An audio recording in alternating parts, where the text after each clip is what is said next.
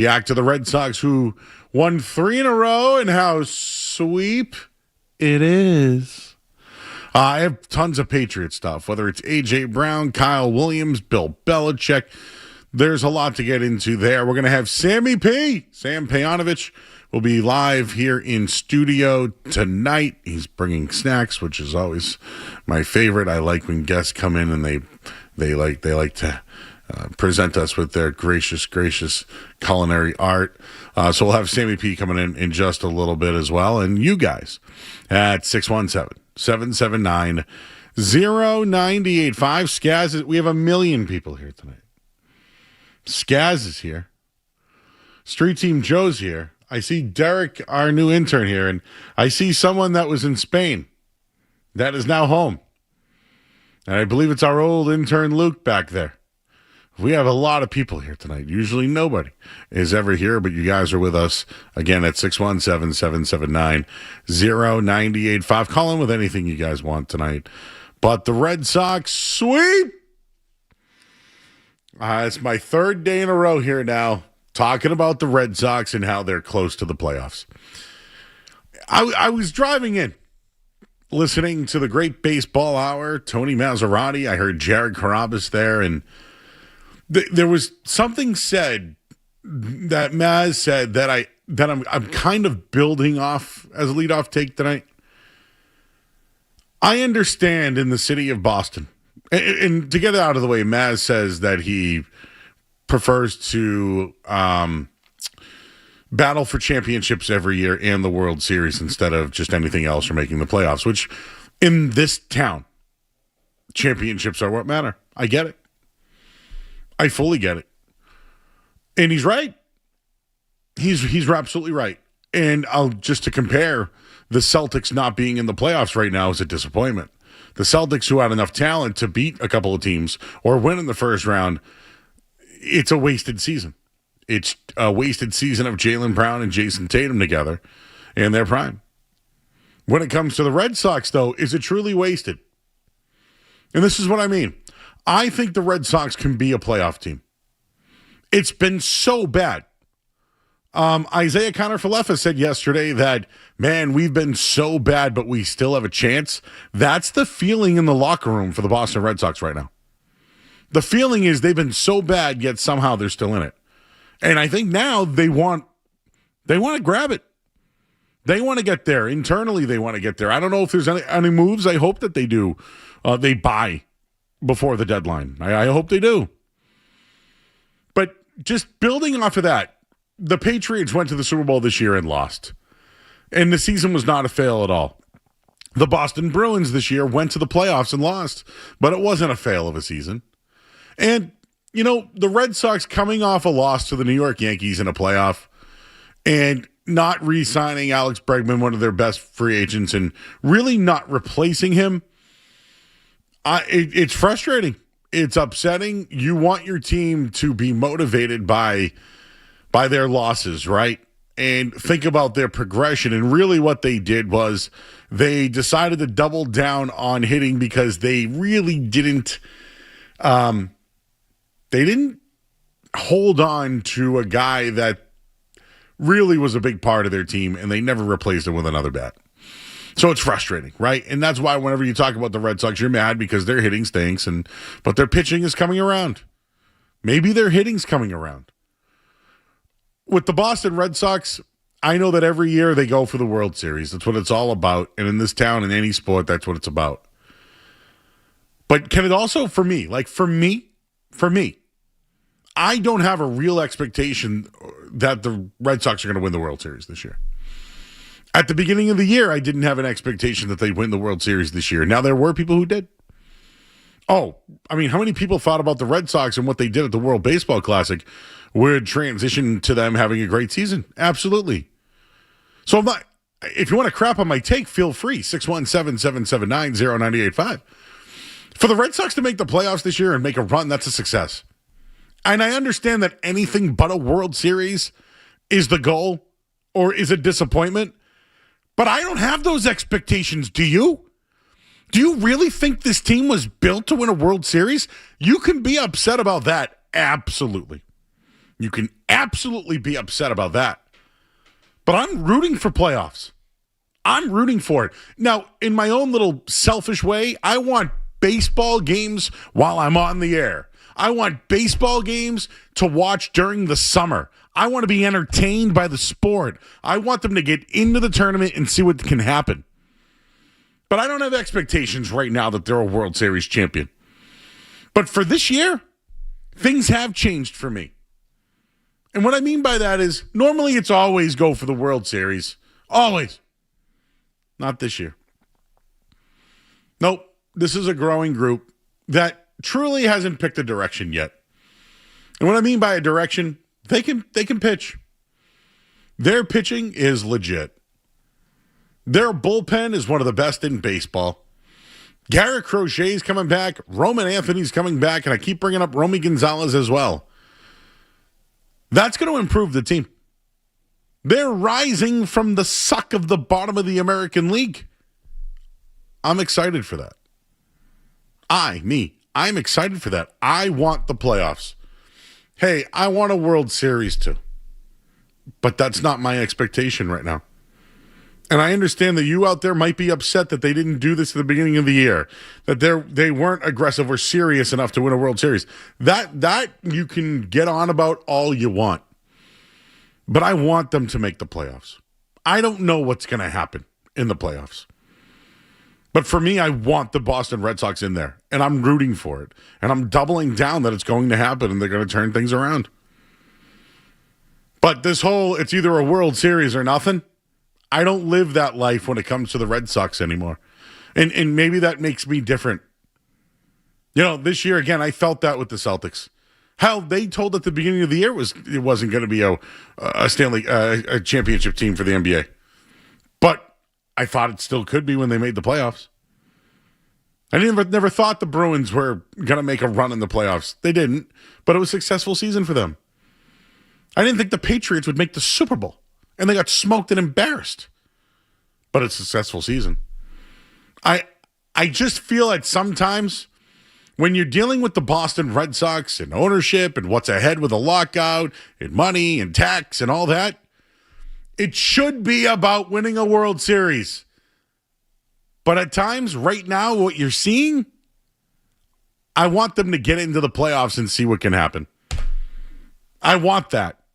It can't just be World Series or you're not interested, because I'm not here for that.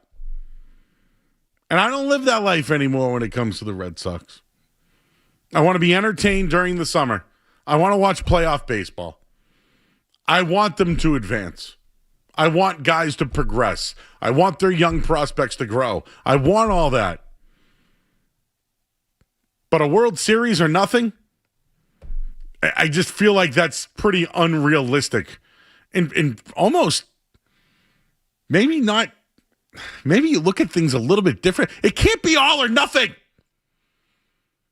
And I know maybe that sounds like a little, Joe, what are you talking about? No, with this team, don't you just want to watch entertaining games and see what happens? Because in this league, everybody stinks. So in a way, why not the Red Sox? Your thoughts at 617-779-0985. You can join us on YouTube as well. I see a bunch of you guys in there already. I do want to react to some things from last night. And Theo Epstein has spoken. We have been waiting for the audio, and we now have it. I'll let you guys hear about that. We'll react to last night's win as well, but it can't be World Series or nothing. What are you going to do the rest of the summer? You're just not going to watch baseball anymore? It's just unrealistic with this baseball and the way that everybody's hitting and playing right now. So I'm tripling down tonight that the Red Sox make the playoffs. We'll talk to you guys right after this. I'm Joe Murray. You're listening to 98.5 The Sports Hub. More Joe Murray coming up on The Sports Hub.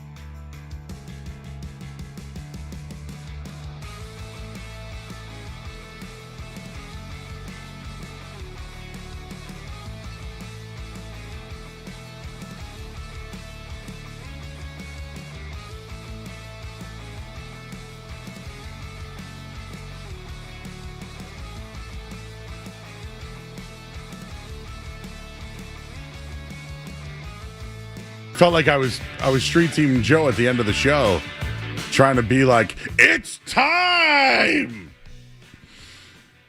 But yes, you don't want to miss it. The Nolan brothers, they present Fight Night at Fenway too. NolanBrosBoxing.com. I'm trying to have them in, I don't know, next week or two. Oh, we have confirmed Manny Del Carmen in studio next Wednesday night.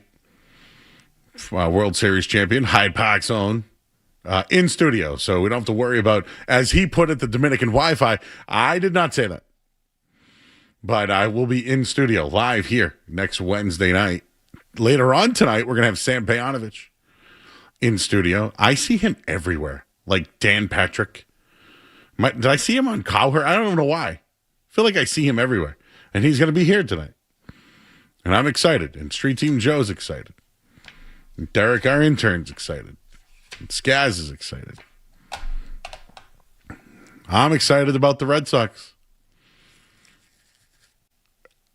Low bar, right? We have a low bar on the show. You'd say, Skaz, low bar. It can't be World Series or nothing.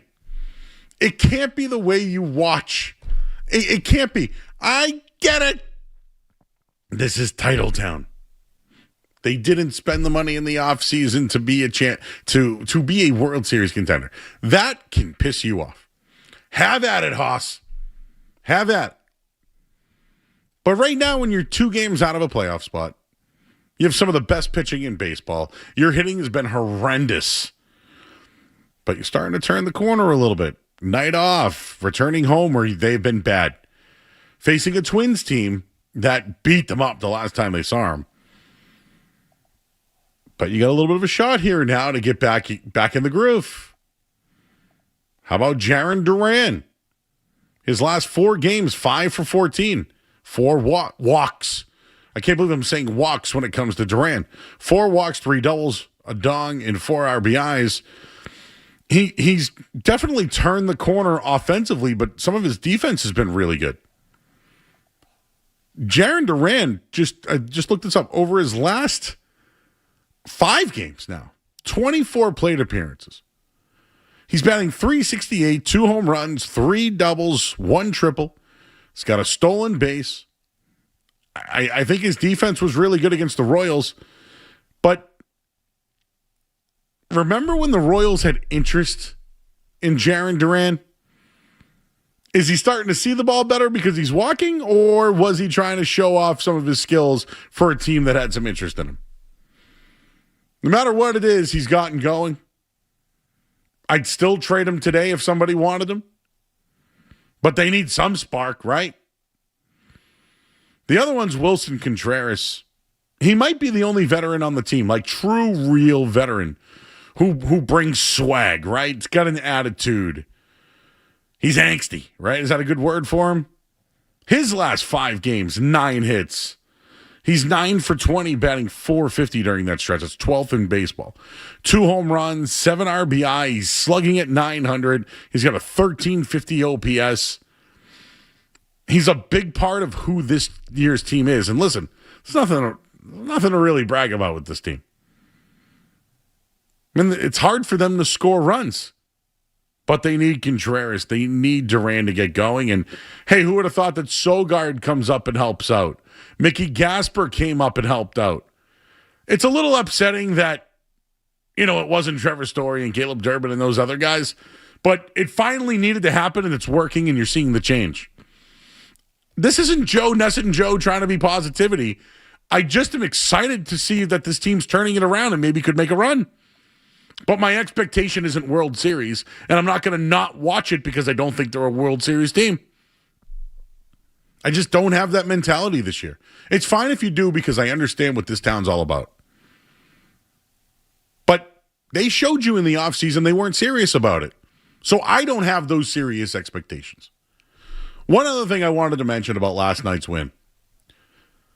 We brought it up during the show. When the Red Sox have a lead in the 7th inning or later, when they're leading, they were 18-0 going into last night. Weissert, Whitlock, Chapman. They're now 19-0 this year when they have a lead in the 7th inning. If they're trailing in the 7th inning, they're 1-23. Woof. And when they're tied, generally they lose. They're 2-4. Their bullpen's been unbelievable. They have the second best, what is it right now? Fourth best bullpen in the American League.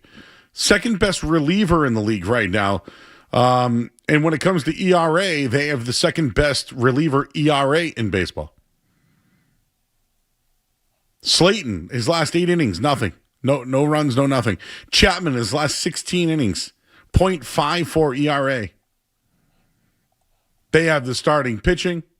They have the bullpen right now. The Red Sox have won 4 of their last 5. They're 9-6 in their last 15 games. The Twins are coming to town, and they're struggling right now, and I don't think you'll see Joe Ryan.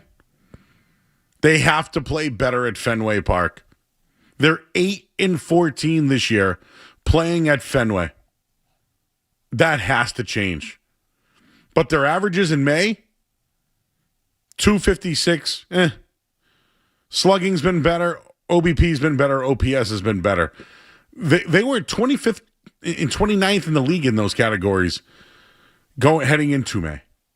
It's been a much better month, without a doubt, for the Boston Red Sox. Your thoughts, 617-779-0985. Jeff, our one who always listens, he just said, rise from the suck. Yes! Rise from the suck! It can't be World Series or nothing. I can't do shows like that. I want them to be serious at the beginning of the year to have us believe they can be a World Series team. But they didn't have me believing that. And right now, I'm rooting for the playoffs. All right, your thoughts, 617-779-0985. Skaz, how are you tonight, sir? I'm doing well, Joe. How are you? Am I killing you with my positive Red Sox takes? You know, Joe, it's a good week for your positive Red Sox takes. Coming off a sweep, I don't know how long we'll have for positive Red Sox takes, so I say get them out while you can, Joe. Thank you. You know? All right. As a man who's not as much of an optimist as you, Joe, on this Red Sox team, I would say get them out. Get them out while you can. Okay. I understand World Series and championships in this town is everything. After saying that disclaimer, I didn't have those expectations with this team, guys. So is it okay with you if I don't have that expectation with the team this year and I want to root for them? Not really, no. I'll tell you why. And it's because that's who the Red Sox are now, organizationally. That's the problem. Yep. So it's not a you problem, Joe. You know, it's the Red Sox. Did they condition me this way? Is that what it is? Yeah, I think they've kind of beaten us down as fans to the point where we don't expect those things because why would you? So, like we say, the bar is low. Like now we're going to be excited and, accept. Just don't be awful. Just don't be like historically one of the worst offenses in the history of the sport. That would be nice, Don't embarrass us on a nightly basis. So to just, have that be the bar as a Boston Red Sox fan is not where I want to be. I would like to be in the championship or bust territory because that's where they should be on a yearly basis. So I understand that realistically that's not where they are. But that's the frustrating part to me. It all comes back to ownership and the front office and, well, at least Theo talked, right, Joe? Theo talked. The owner talked too. I wonder why. They're talking now, Joe. They both talked last night. All right, so I know you've been waiting on the Theo stuff. What do you got back there for the sound? I know that he did the. I'm just going to call it the Kyle Ravage pod. Yeah, would you like to know if Theo thinks the Red Sox can turn things around? Let's hear it.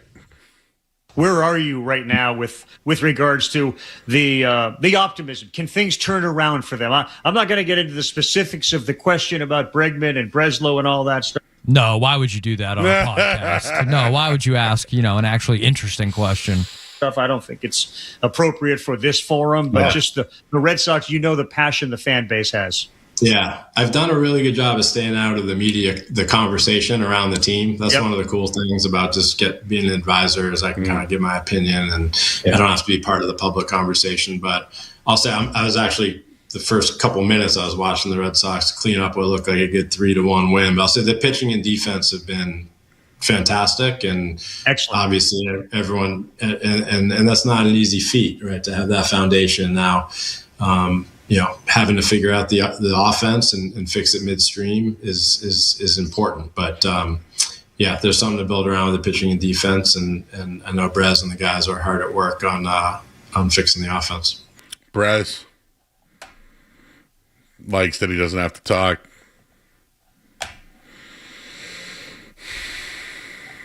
Did he sound like a guy that was involved?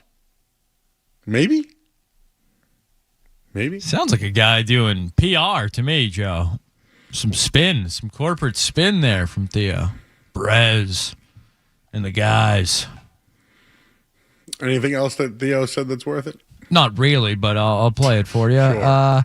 Would you like to hear Theo on the importance to be honest with feedback, or on the importance of trust when building championship teams? Let's do the trust. Of course, Joe. Trust and hope, are our two guiding lights.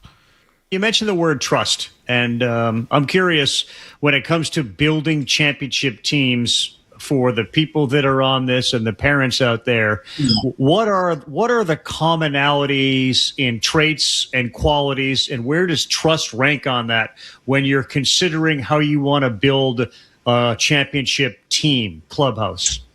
Yeah, well, trust means a lot of different things. One way to answer that is, like, as someone who's putting a team together or putting an organization, trying to build a championship organization, there's nothing more important than players that ultimately you can trust to do myriad things. One, players that you can trust to put the team first, put the team interest, the collective interest, organizational interest, sometimes above their own individual interests. Players that you can trust to care about their teammates. Players that you can trust to have good habits and take care of their bodies and get their sleep and eat right. And players they can trust to train hard. Players that you can trust to be honest with themselves and to be open to feedback and open to partnership. Players that you can trust to have a growth mindset and constantly be striving to be better. So when you have those players that you can trust to post and play and show up, and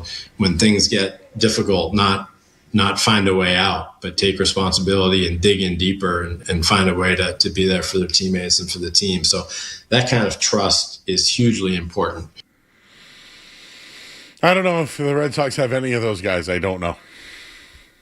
Eating right and trusting each other. I don't know if they eat right and trust each other.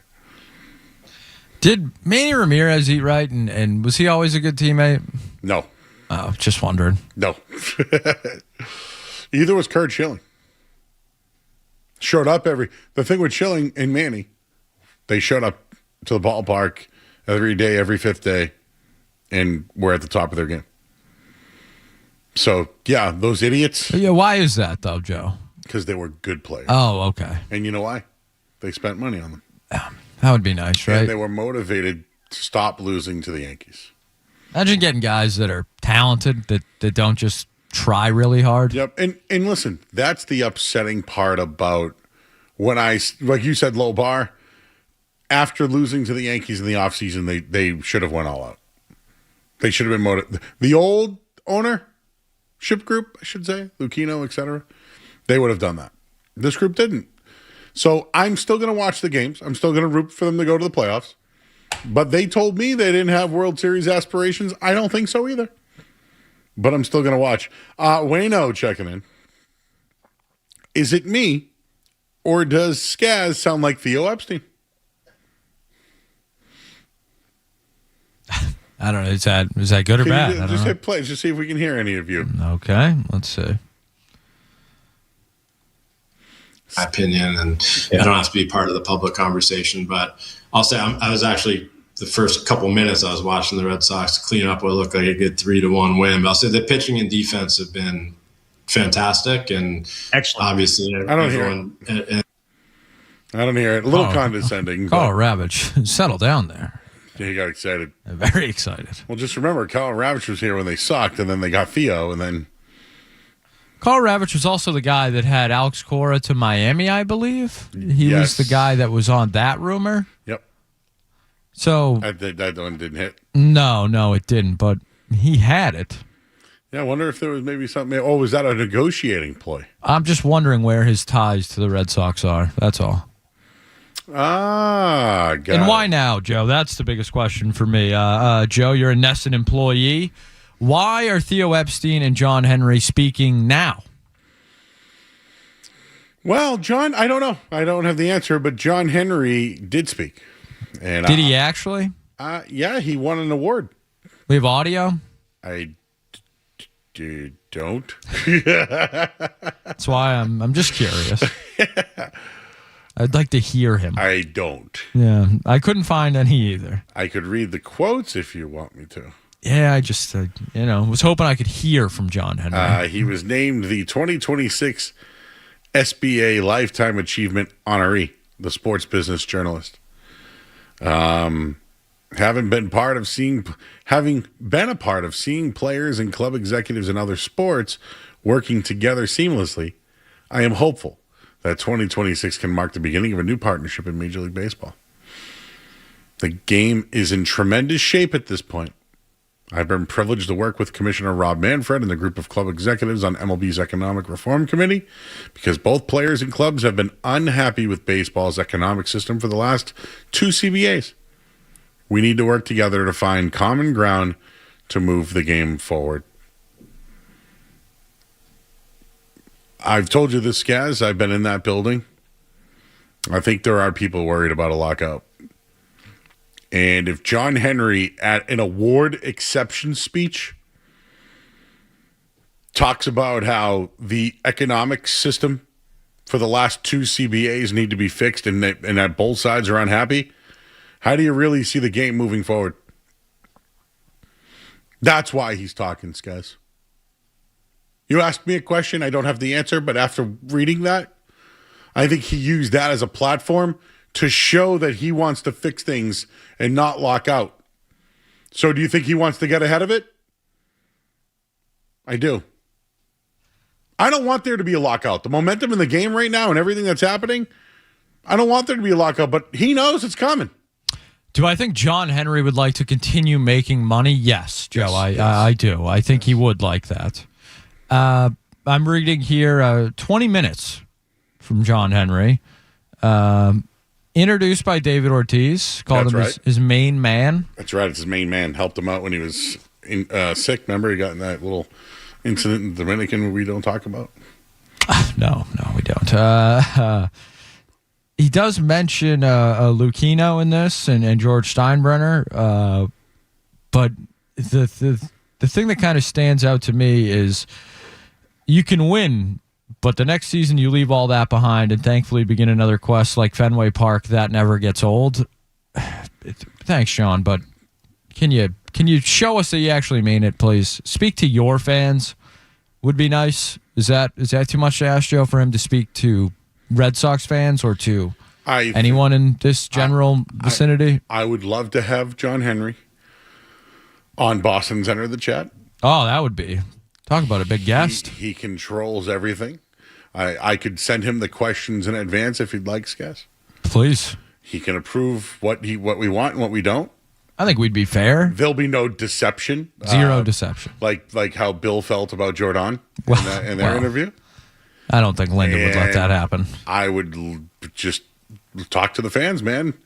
We got to chat and everything. We could read all the tweets. We can show them all the tweets. Yeah, it doesn't even have to be a conversation. He can literally just talk at the fans. I think that would be good. That would be a start. I do agree with you on that one. I think that it would. I know that Sam Kennedy is the one who speaks for him. Yeah, sometimes I don't think that's always the best idea. It's not. And you know what? I think, it's funny that you say that. John Henry has said that he was advised not to talk anymore because some of what he says is kind of honest, but at the same time, it can be hurtful, right? Or it can be misinterpreted. I appreciated the honesty. And I actually agree with you. I think that was bad advice. But that's what I'm trying to say. That's where he's getting the advice from. And this, dude, when you have stakeholders and It's like no different, publicly traded, whatever, big company. You have people who think they know what's going on. When you own the company, you listen to them because you make money. But I will say this, John Henry, very successful guy when he listens to himself. But yeah, I think I don't know this. I don't know anything. I think he's trying to get ahead of a lockout because I think a lot of people are expecting it to happen. We'll leave it there at 617-779-0985. And we have some breaking news in the NFL. We'll tell you what that is right now in Sports Hub Headlines. Sports Hub Headlines. All right, breaking NFL.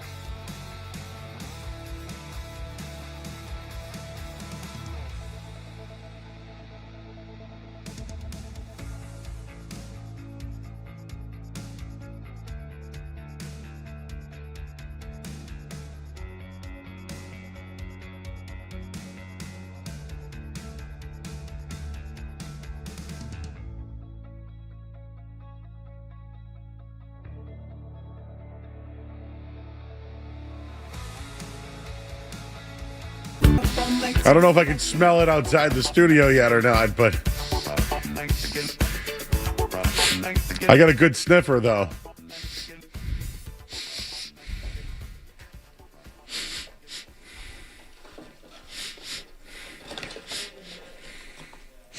Oh, that's a buffalo chicken right there.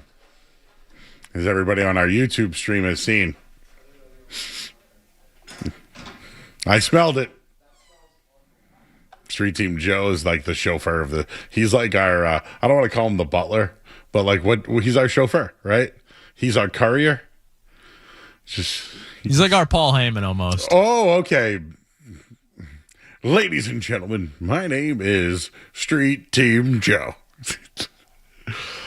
All right. This just came down across the wire within the last 10 minutes, but Matthew Stafford has signed a contract extension with the Rams. So I knew he was coming back. Like that's not the big deal. The $60 million is the big deal. He will be remaining with the LA Rams beyond 2026. Stafford, 1-year contract extension. The team announced 38-year-old quarterback will make $60 million as part of the renegotiated deal. The base value of the 1-year extension is worth $55 million in new money. His current contract structure, 2 years, $105 million. Think about that. If Matt Stafford plays this year and next year, he makes $105 million.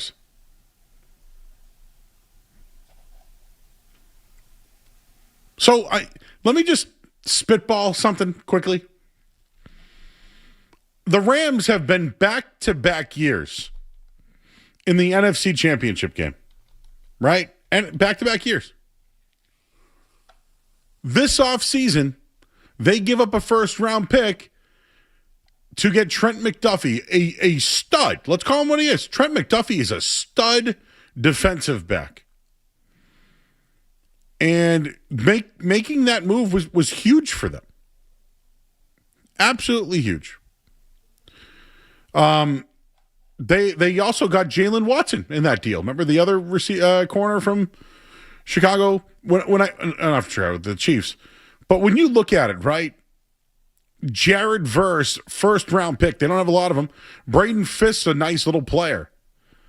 Maybe they did need some upgrades defensively. But when you have Devontae Adams, Puka Nacua, I'm trying to think of who else that they got this year as far as upgrades. But, Colby Parkinson they get. They have Tyler Higbee that they really like. I'm trying to bring this angle back to New England. Matt Stafford's getting this money because he won the MVP. And they paid him. But I'm telling you right now, Skaz, losing back-to-back years in the NFC Championship game, I know Trent McDuffie's a big move. I'm just going to say it. They should add A.J. Brown. They should add A.J. Brown. And if it's about money and cap and all that, maybe Stephon Diggs is an option there. They do have Jordan Whittington, who can do some things for them. I don't think they have enough at receiver, Skaz. And people like the tight end they drafted, but I don't know much about him. Yeah, he's is it Max Clare? That whatever? Sounds right. Yeah. Where is he from? Why am I thinking Ohio State? Yeah, the big tight end from yeah.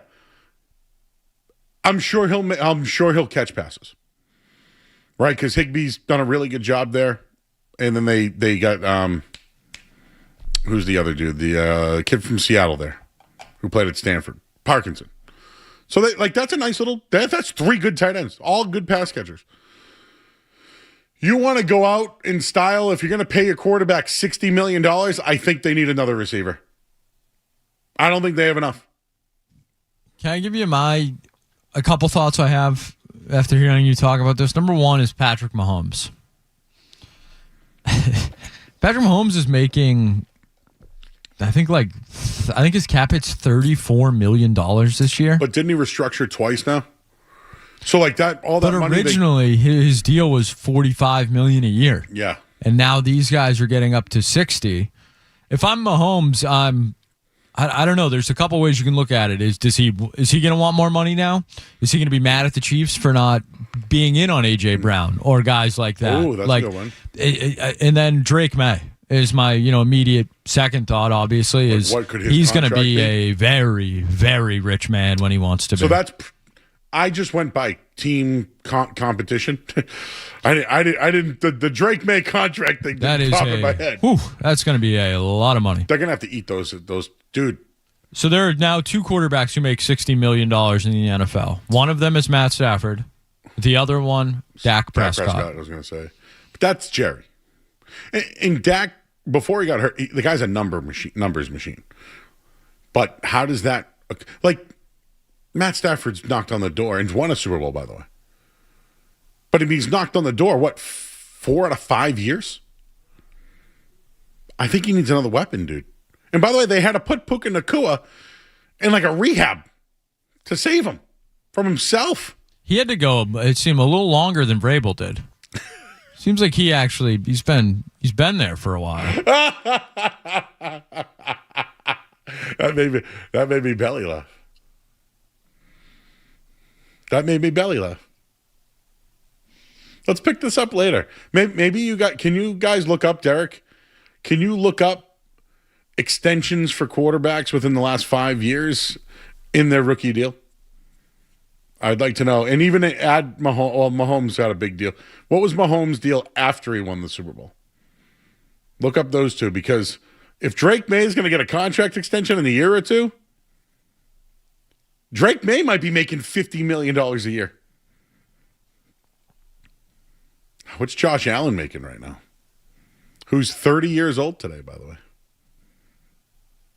We'll leave it there. This hour of the Sports Up brought to you by our good friends, because they are our good friends over at Valvoline and Oil Change. Enjoy quick and convenient vehicle maintenance this month. Visit NewEnglandOilChange.com. You can save 15% off your next drive through oil change at Valvoline and Oil Change, the official oil change of busy people. I'm Joe Murray. Sammy P is here. He's brought a friend. And we'll tell you who that is next here on 98.5 The Sports Up.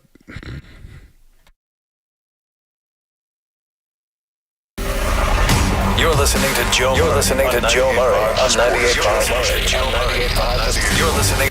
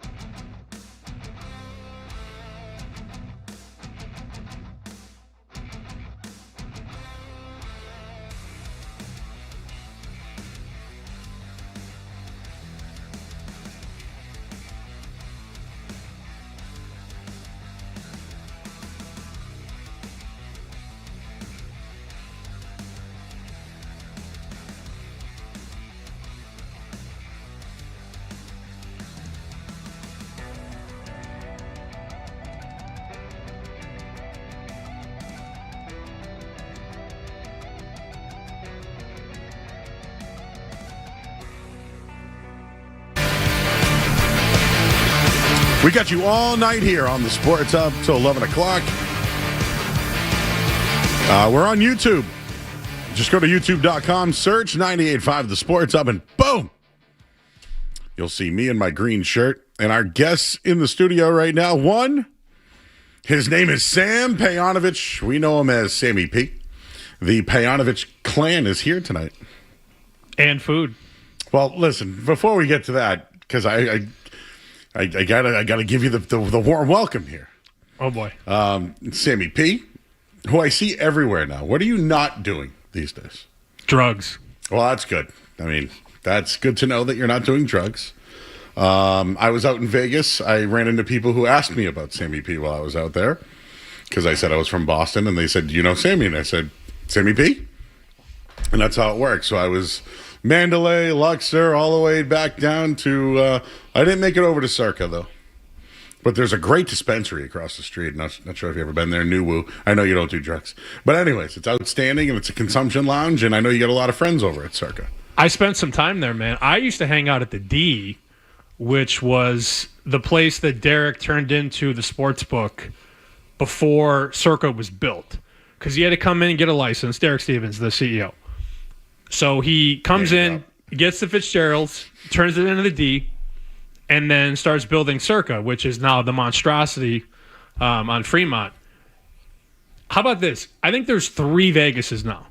There's Fremont, there's the Strip, and then there's South Vegas. Yeah, I agree with you. Because there's so much to do everywhere now. Now you can go to a baseball game in a couple years. Well, there's like you said, Allegiant Stadium from right there. You can walk from any of those. I mean, you could really walk from New York, if you really had to, all the way to Allegiant.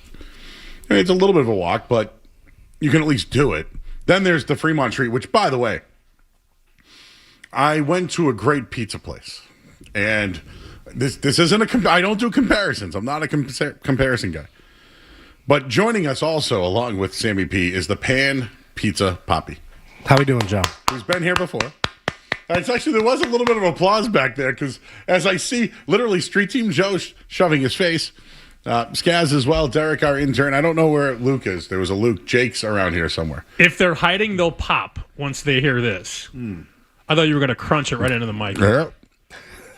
You know, it's better when you crunch than when you chew. We want to hear... That's much better than hearing you chew. To be honest, as a listener, as a loyal. What is that, a P1? I'm a P1. We love hearing the crunch. What am I eating? I believe that is the meatball ricotta. Sliced meatballs? Sliced meatballs from Bianco in Medford. What's the ricotta? Was it a spoon of ricotta? Yep, just a little spoon over the top, and then my own marinara sauce. Your own marinara. Guess how many stores this guy went to today for you? 4. Correct. It's unbelievable. Thank you. So how do you get the sides of the Pan Pizza Poppy is a Detroit pizza. Yes, Detroit style. I went to Pizza Rock in Vegas. Very good. Very comparable. It is comparable. That's a great call. And I loved it. There's nothing like that in Boston. There's one place in Swampscott called Volo.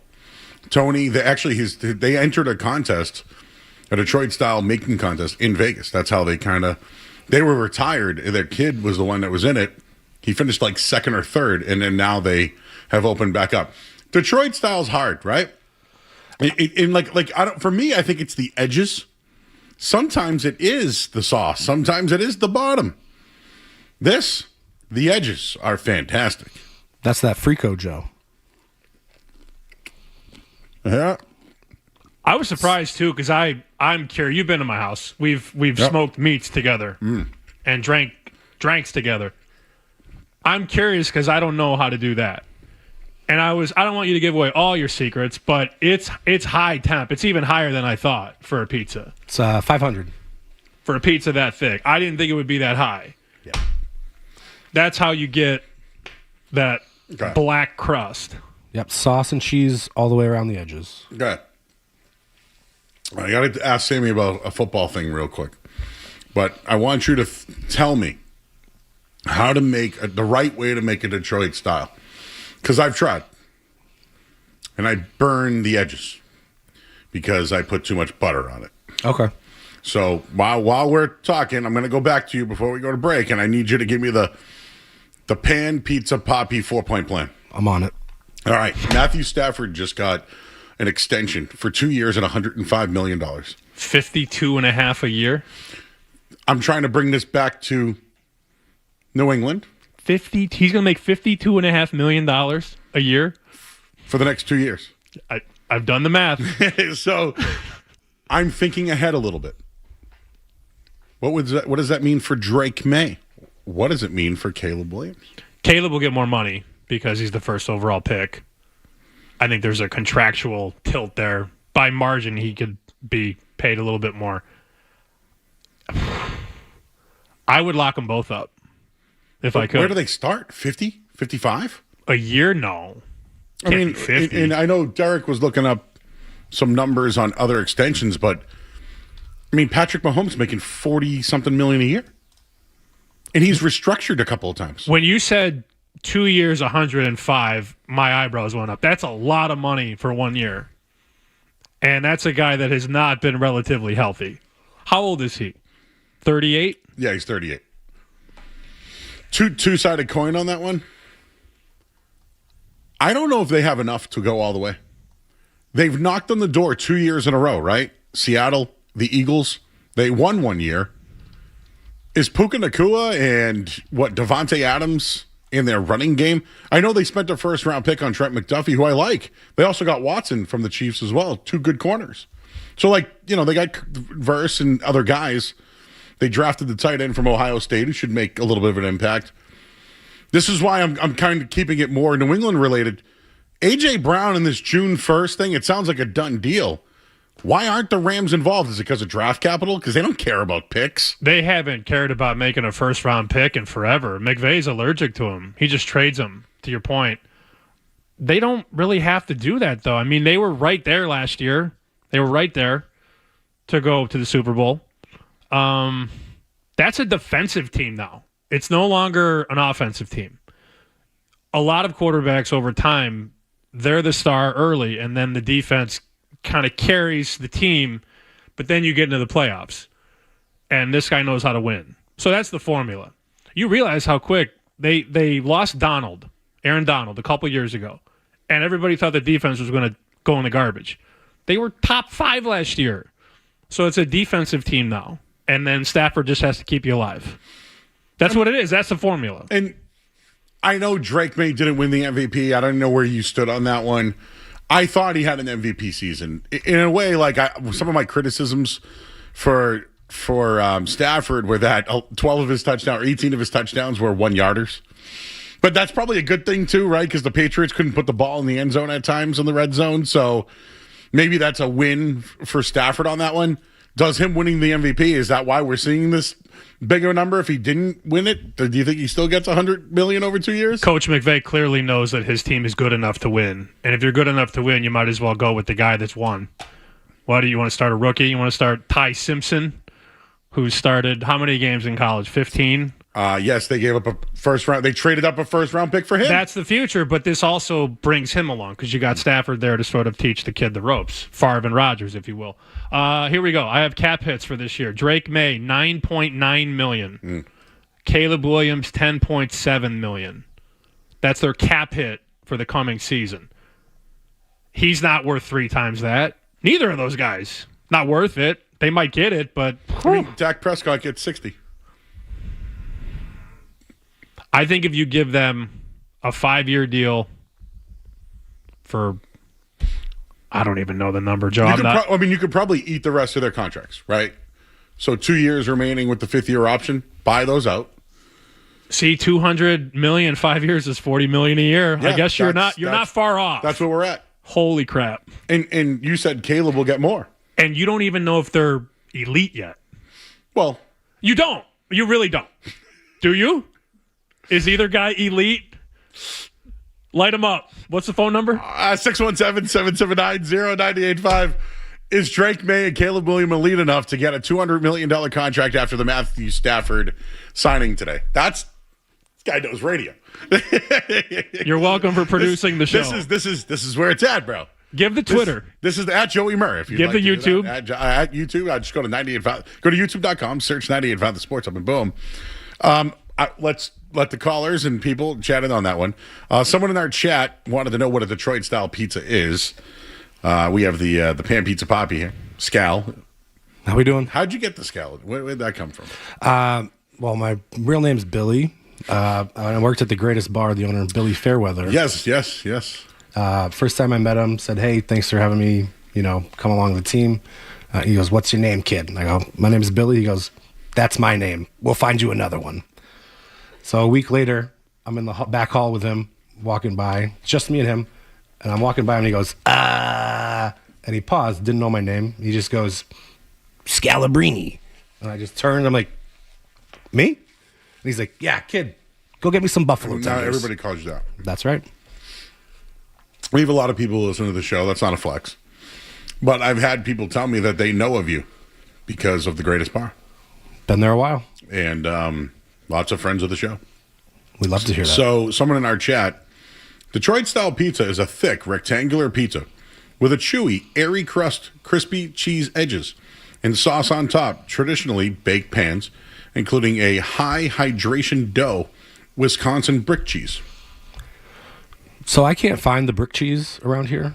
So I just use different mozzas, like a whole milk mozz and then a part skim mozz. I can't find the brick cheese. I don't know where to find it. How do you make your sauce? It's a can of crushed tomatoes, San Marzano's usually, and then it's, I believe, 2 teaspoons of salt, 1 teaspoon of sugar, 2 teaspoons of oregano, 3 teaspoons of basil. See, I feel like we need a table in front of the cameras, and I'll get like an apron, like Kiss the Chef or something like that. And then he's just, you ever see the Into Taste? You ever watch I watch a lot of cooking videos. My favorite is the Girl Meets Farm. I don't know if you ever watch her. What is this? And then there's Ina Garten as well. I've heard of that person. Ina. And then who married Eddie Van Halen there? She's great, too. That's more of a Skaz poll. I don't know. Who married? Valerie Bertinelli? There you go. Sorry, that one just came in the old brain. Wouldn't have guessed that in a million years. You watch those, right, Skaz? I'm sorry, watch what? Yeah, I go. You got so much going on back there. You watch any of those cooking shows? I'm a Bobby Flay guy. Bobby Flay? Yeah, that's about it. Bobby Flay. I don't really dive too deep into too many others. But yeah, Bobby Flay's on in the house every once in a while. Skaz, 5 years, $200 million, potentially for Caleb Williams or Drake May. I think you're lucky if that's all it is. Well, Sammy P's asking if they're elite. I don't think you really have a choice at this point if they're elite or not. I think if they just continue to do what they do and get you into the playoffs, they're getting those contracts. I don't see a world in which Drake May doesn't get that contract. That's true. They could not be elite. They're getting that money. You have to cater to these superstars nowadays. You also have to pay the streaming companies. How many different platforms this year, Skaz? Do you have to watch every NFL game? Do you know the number? I think it's like 6. 12, I think, coming up. You got to have 12 different things to watch. If you want to watch every game for every team. Well, how about I think the Celtics' first 4 playoff games were on 4 different streaming services. So it's just, that's the way of the world. It's brutal. People want to flip around, or they want to do double box or quad box. Yes. When I got to flick from Netflix to Hulu to, oh my God, do I have Peacock Plus? I don't know. I have no idea if I have Peacock Plus. There's so many different things now. And it makes it harder to watch sports because you just settle for one game then. And you have Law and Order on in the studio. That didn't work. So I'm assuming the NBA playoffs would be on NBC. But am I? There's a good chance the East game. I think the East game is on Prime. So, it's on ESPN right now. Oh, it's on ESPN. Thank you for that. I do this a lot at night. You're right about the streaming thing. I hate getting on a stream. I'm a channel changer. I like to, what's on next? Boop, boop. When you're on the stream thing, you got to wait for it to freeze and then come out. And I'm not trying to do the old stream old guy yell out clouds because I'm not old. I look damn good for 44 years old. I am not old. But I would like to have easy access to change my channels. Am I asking for too much? Good thing is, as we get deeper through the playoffs, there's not that many teams left. But when you've got 8 hockey teams, 10 basketball teams, it gets complicated. But yeah, I mean, we're almost down to the final here. I can't believe last time I was on this station, I told you the Celtics were going to make a run. Oh! My take. Can we talk about that on the other side? It is your show. I'll tease this real quick as we're eating pan pizza poppy Detroit styles. I got to do a video. We already ate all the food, huh? No, there's multiple pizzas left. Okay. Sorry, I got to make it old. I got to get it out to the peoples. You know what I mean? Street Team Joe just raised his arms in the air and look, he's happy that there's more pizza left. He said it looked too good to eat, and then he moments later ate. Yes, so he wanted to admire it. Like it was a portrait or a great painting, which it is. I got to tell you, I don't know how to make this. That's why, like, I tried to play the guitar. I played music for a little bit in my life, and then one day I go, I can't play like that guy. Now football, I'll put my hand down against anybody and get trucked, thinking I can do it, but at least I tried. You know, I would love to have an at bat in Major League Baseball just to do it, but I would not be able to make a Detroit style pizza. How long did it take to not master it, but to really feel confident about it? So to start, it was really just I was using store-bought dough, and so that's pretty easy. You just stretch it out, let it sit. But do you know he's your hype man? I know, absolutely. I'm not here without Sammy P. No, but what I'm trying to say is whenever like I try to talk to Sammy about, got to bring Poppy with me. All right, fine. Like, yeah, cool. Like, it's not a problem, you know? Yeah. But we do, sometimes I know our schedules can be crazy. And when we have games, sometimes you don't know. But he rides hard for you, man. That's my guy. And I almost wonder if, like, maybe you guys should think about a food truck. Would you invest? I have no money. You work at the Sports Hub, kid. You think I work in a major market on nights. Do you drive the van after the shift? Drive around town, pass out candy? Scaz has before, though, right? Didn't you used to drive the van? I've driven many a thing, Joe. Many a thing. I told you last time, I'm going to gank that van one day. It's going to be gone. Street Team Joe, I'm going to hotwire it. Street Team Joe literally made a living driving that van. I've driven the Tahoe, the Equinox. I don't even know what's out there anymore. It's been years. We used to have a shoebox looking car that was out there. Is that still there? Half the cars are gone, I'm being told. Can you imagine that when a policeman gets that call? What's he driving? Oh, he's got a 98.5, the Sports Hub Jeep. No, they let us go, man. They want to talk to us. No, I'm not saying that on the air. I have been, okay, true story. I have been stopped before. Gave him the license. He said, hey, man, I was just listening on the way. Yeah, I'm heading home. Love you on Felger and Mez. Yeah, I don't work on Felger. That's probably what he said. But yes, something to that degree. Yes. It's the only time it's ever happened in my life, though. So I got lucky. All right. Well, the Pan Pizza Poppy's here. I mean, we're trying to talk sports. We don't have to. But if you want to talk a little bit of pizza or some pies, I've been trying many different pies. And I know Sammy's like a Chicago guy. On the other side, I wanted to get into the Jaylen Brown, Stephen A. Celtics stuff because I had a bad take. Swing and mistake, bad one. But there's a new pizza style that I absolutely am obsessed with. And I want to get your thoughts on it. We'll do that next here on 98.5 The Sports Hub. Do I have any reads or anything?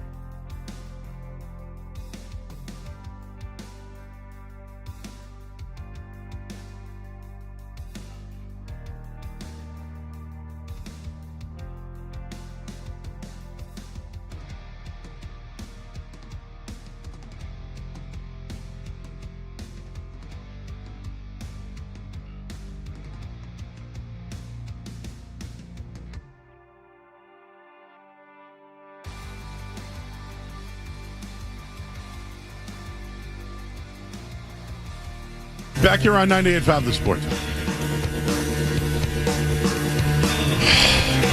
I feel like this is a gathering of great people. It's like I don't want to call it the Last Supper, Sammy. I'm not trying to get emotional or anything about you because I love you on the show. You know you guys can come whenever you want. Skaz loves you.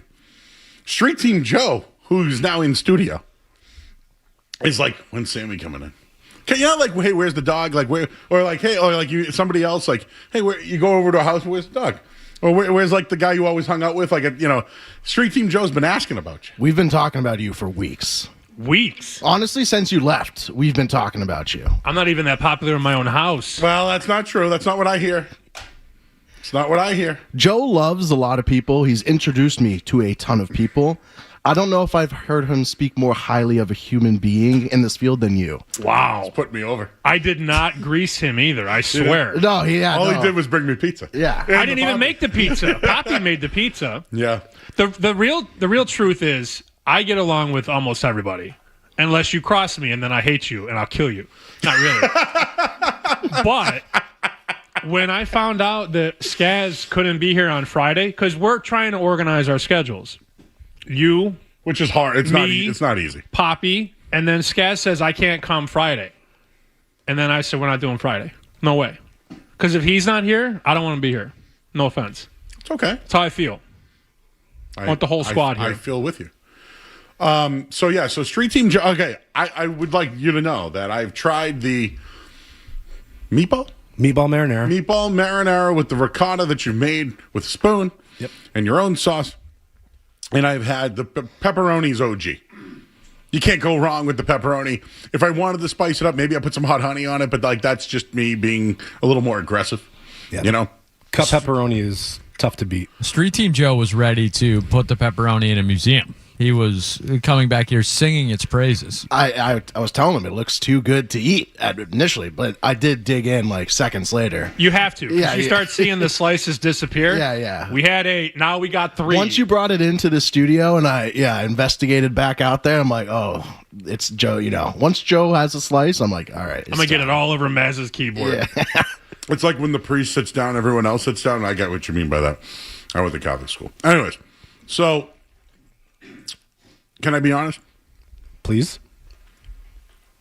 I feel that transparency is the best situation here. I think the buffalo chicken might be the best. It's a fan favorite for sure. I think I like the Roni OG like if I could eat a lot of the pizza. What sauce? That's not Frank's. What is that? That's the Wegmans wing sauce. Love Wegmans. You tried that buffalo yet? So I've been that's what I literally just told these guys is the buffalo chicken is like it's different. I told him it's out of this world. I told him I don't even know how many years ago, 2 years ago. I was like, if you don't work the bar on Friday nights, and he doesn't, I would sell 8 of these a night. Would you pay for that? I know a service that $7 or $8 I think for a slice. You could sell a pizza for $30. I'd pay $30 for a pizza like that. Easily. What's the place we like in Northborough? Good point. And that pizza is $35-$40. There's a place called Blue Square. Yeah. Oh, I've heard of that. Yeah. It's very good. They make many different... Here I am eating. They make a Chicago thin crust. Best I ever had. Outside Chicago? Yeah. Okay. Because we might have to fight if that was the case. I'm not ready to fight.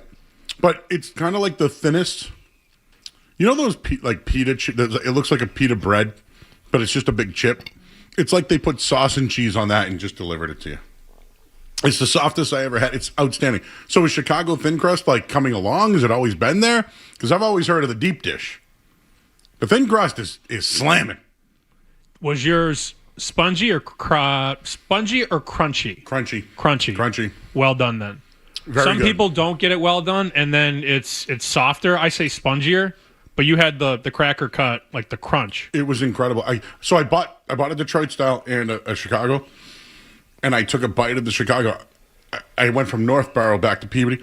I ate the entire Chicago. That's the problem with the Chicago. You could eat 15 slices and not even be phased. No, I put it down. The I thin put it crust. underneath again to like hide it from me. I put it in the back seat. I always put it in the trunk. And then I couldn't stop. If you really do it right, they fit perfectly into a Ziploc right into the pocket. You know how many times we got on the train when we were kids with thin crust? Yeah. Put it in the pocket. Like Napoleon Dynamite. Is that what you're talking about? Before Napoleon Dynamite. You're putting With the tots? Yeah, you're putting a slice of pizza and You put it in a Ziploc bag. I know, but still, it's like it doesn't ruin the effect On the of way it. on the way to a White Sox game, we have pizza. We eat cold pizza, stop at the 7-Eleven, get a big gulp, and then have a pint of Jack Daniels and ride that train to a White Sox game. I always Ziploc my pizza. As opposed to leaving it out in the open. Well, I mean, I could napkin it. I could leave it in the box. You can't put it in the pocket without a Ziploc. I would put it in a bounty. How is this pizza left over like cold? Like, is it just as good? Because I'm a big fan of cold pizza.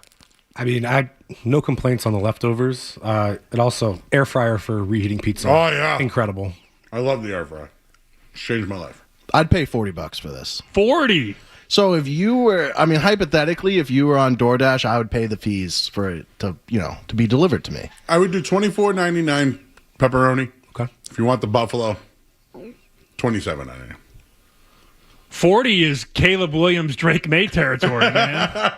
Think about that. He got to 40 so fast. So the buffalo chicken, I'm talking for the buffalo chicken, I would pay $40. The buffalo is different. I don't know why. It's really good. The chicken is Wegmans. It's their buttermilk chicken tenders. Just cut in half, tossed in their wing sauce. Wegmans everything. You want to talk to some people? The wife of a colleague of Big Pizza Poppy, someone wrote. That's what they wrote. Is that you, Derek? Hello, wife of pizza person. Hi, can you guys hear me? Yes. Hi, I'm Amanda. I'm good friends with the one, the only Mrs. Pan Pizza Poppy. Much love. Mrs. Pan Pizza Poppy. Yes, yes, very important distinction. And I just wanted to give a quick plug because this pizza truly is one of the best I've ever tasted in my entire life. And I want to tell you guys just a quick story. So my husband and I went over to the Poppy's residence, I guess you could say, for dinner. And this wonderful giant man not only fed us, but sent us home with two giant gallon Ziploc bags of his world-famous ricotta meatball pizza. I think you guys are eating this right now, right? And when I tell you, we're driving home, immediately rip open bag number one, right? Crush it, easy. Bag number two is in the back seat. Because in our mind, we're civilized, right? We've just eaten, 20 slices of pizza, honestly, between the two of us. So to paint the scene, it's pitch black. We're on 495. My husband has one hand on the wheel, the other blindly, wildly grasping for the second bag, car swerving. And I tell you, we quite literally almost got into a car accident, passed away, RIP for this pizza. Will, thank you guys so much for feeding us, and I hope you guys are enjoying the studio. Thank you. She was really into that. The people like People it. go hard for you, man. I appreciate it. It's a lot of love. I feel it. You know what she meant, though, because the first pizza is in the front. You plan to eat that. Then when the first one's gone, she had the second one in the back, and it just takes one of you. If there's two of you in the car, it just takes one to look right over the console, and then you commit. I'm a sniffer. I'm a dipper. I'm a midnight toker. I could do the whole song I'm if a you picker. want. Yeah, I'm a grinner. But when you walked in, I felt like I could smell the pizza. Now Sammy brought it right up to my face, and I got it. I also have a sniffer when it comes to sports news. Like if a story comes out, I'm always like, something isn't right there. Something isn't right with Jaylen Brown. Wow, what a transition. Something's not right there. And, he can't do what Stephen A. does. I don't know why he's on Twitch talking. My take was that I swung and missed on. I said that the NBA needs the Celtics. I was wrong. Accountable man. I thought that the NBA needed the Celtics to go to the finals based off how weak the East is. And I'm wrong because the New York Knicks are a strong enough, formidable, representative in the Eastern Conference. I swung and missed, Sammy. I thought they were going to make the finals. I sat here in January or February, right before we did the Super Bowl show, and I thought they were going. So if we thought the East was weak and they lost in the first round, they're weak. That's how it works. You can't change out of it. It really felt like that seventh game. We watched it at home. When I saw the starting lineup, I was like, what? Why are these guys starting? There were three of them, right? Or two or three guys. Ron Harper Jr., who I like. Luka Garza. Luka Garza. Game 7, Luka Garza. And then who was the other kid? Baylor Shireman. Yeah, who was Thanks, a Joe. million from 3. Great job. And then you're in a hole, and now the crowd's out of it, and now you're dead. You literally, this may be raw for some people. You have to get out to a good start in Game 7. So you start 3 guys who shouldn't be in the NBA. I'm sorry. I know this is the flagship, but that's what I thought. I'm a non-Boston guy. Can I give you my sniffers? Yes. I think they found out 40 minutes before the game, Tatum wasn't playing. I don't think they ever communicated that with Jaylen Brown. And I think that once Missoula knew that he wasn't playing, and it didn't matter anymore, throw out that starting 5, that's wacky. There is no reason to put that starting 5 in a Game 7 ever. Ever. So that's why I get the... Could Jaylen Brown be upset there wasn't communication that they left him hang out to dry in that game? And did Missoula kind of just tank the game? And listen, I know that they want to advance. They can get a lot of money. They pay a big lease to the Bruins. Like, they want to advance, and I still think they would have lost to the Knicks. I don't think the Celtics have enough. Watching the Western Conference in Oklahoma City and the Spurs every night, they need to overhaul that roster. That should be a 5-game series, whoever comes out of the West. The finals. So my thing is this. I think I could swing and miss, but I like to give takes. Mm-hmm. If they go 7, that series West, and the Cavs are a speed bump, the Knicks could win the championship. Of course they could. There's a very high probability, though, the winner of the West wins the finals in 5. It's actually a market you can bet on. Yeah, gentleman sweep is already a bet. Well, the number, there's a sports book in Vegas that's dealing how long is the finals, and the number is 4.5 games. So it's either a sweep or it's in 5. No, that doesn't mean because Vegas says it's going to happen, but they're taking bets over under 4.5. And they're getting good two-way on it, so it's a good number. There's enough people thinking sweep, I'd probably take over 4.5. But something's not right with them. I agree. Do they like each other or not? Yeah, they get along. Okay. Right, Joe? We I have no idea. I know Skaz knows more. But Are we talking about Brown and Tatum Yes. here? So I would think it is a little odd that Tatum hasn't said, like, Brown has been getting destroyed, to say the least, in the media, especially Stephen A. Smith. Even Stephen A. calling out that you want me to actually, like, report what I know about the Celtics organization, what I know about what Tatum thinks about you. I feel like if Tatum and Brown were really, really tight, he at least would have said a little something, or even done like one of those emojis we do, like a thumbs down, like this. He hasn't come to Brown's defense at all. So I think that if I were to have my smeller out, Joe, my sniffer, like as you'd say, I say that it's a little something's going on. Like if they were boys, you would think Tatum would have said something by now. Would you be rushing to defend your teammate who said his favorite season of all time was the one where you were recovering from an Achilles injury and your team blew its only 3-1 lead in franchise history? No, I wouldn't. Okay. You're right. That's all. You're right, Skaz. Yeah, I was just This is what Skaz. This is The Twitch thing was wild.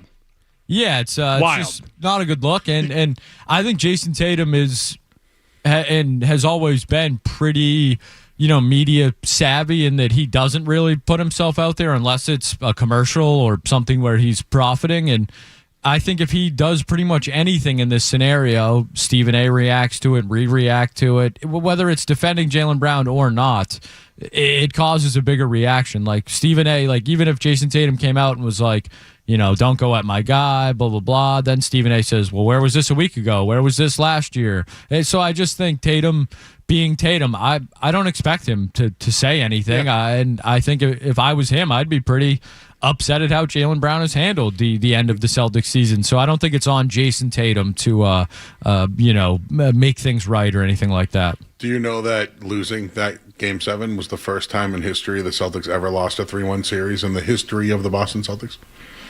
Did you know that? No. So, like, to say that it was your favorite season after that, not a good look. And then double down on it.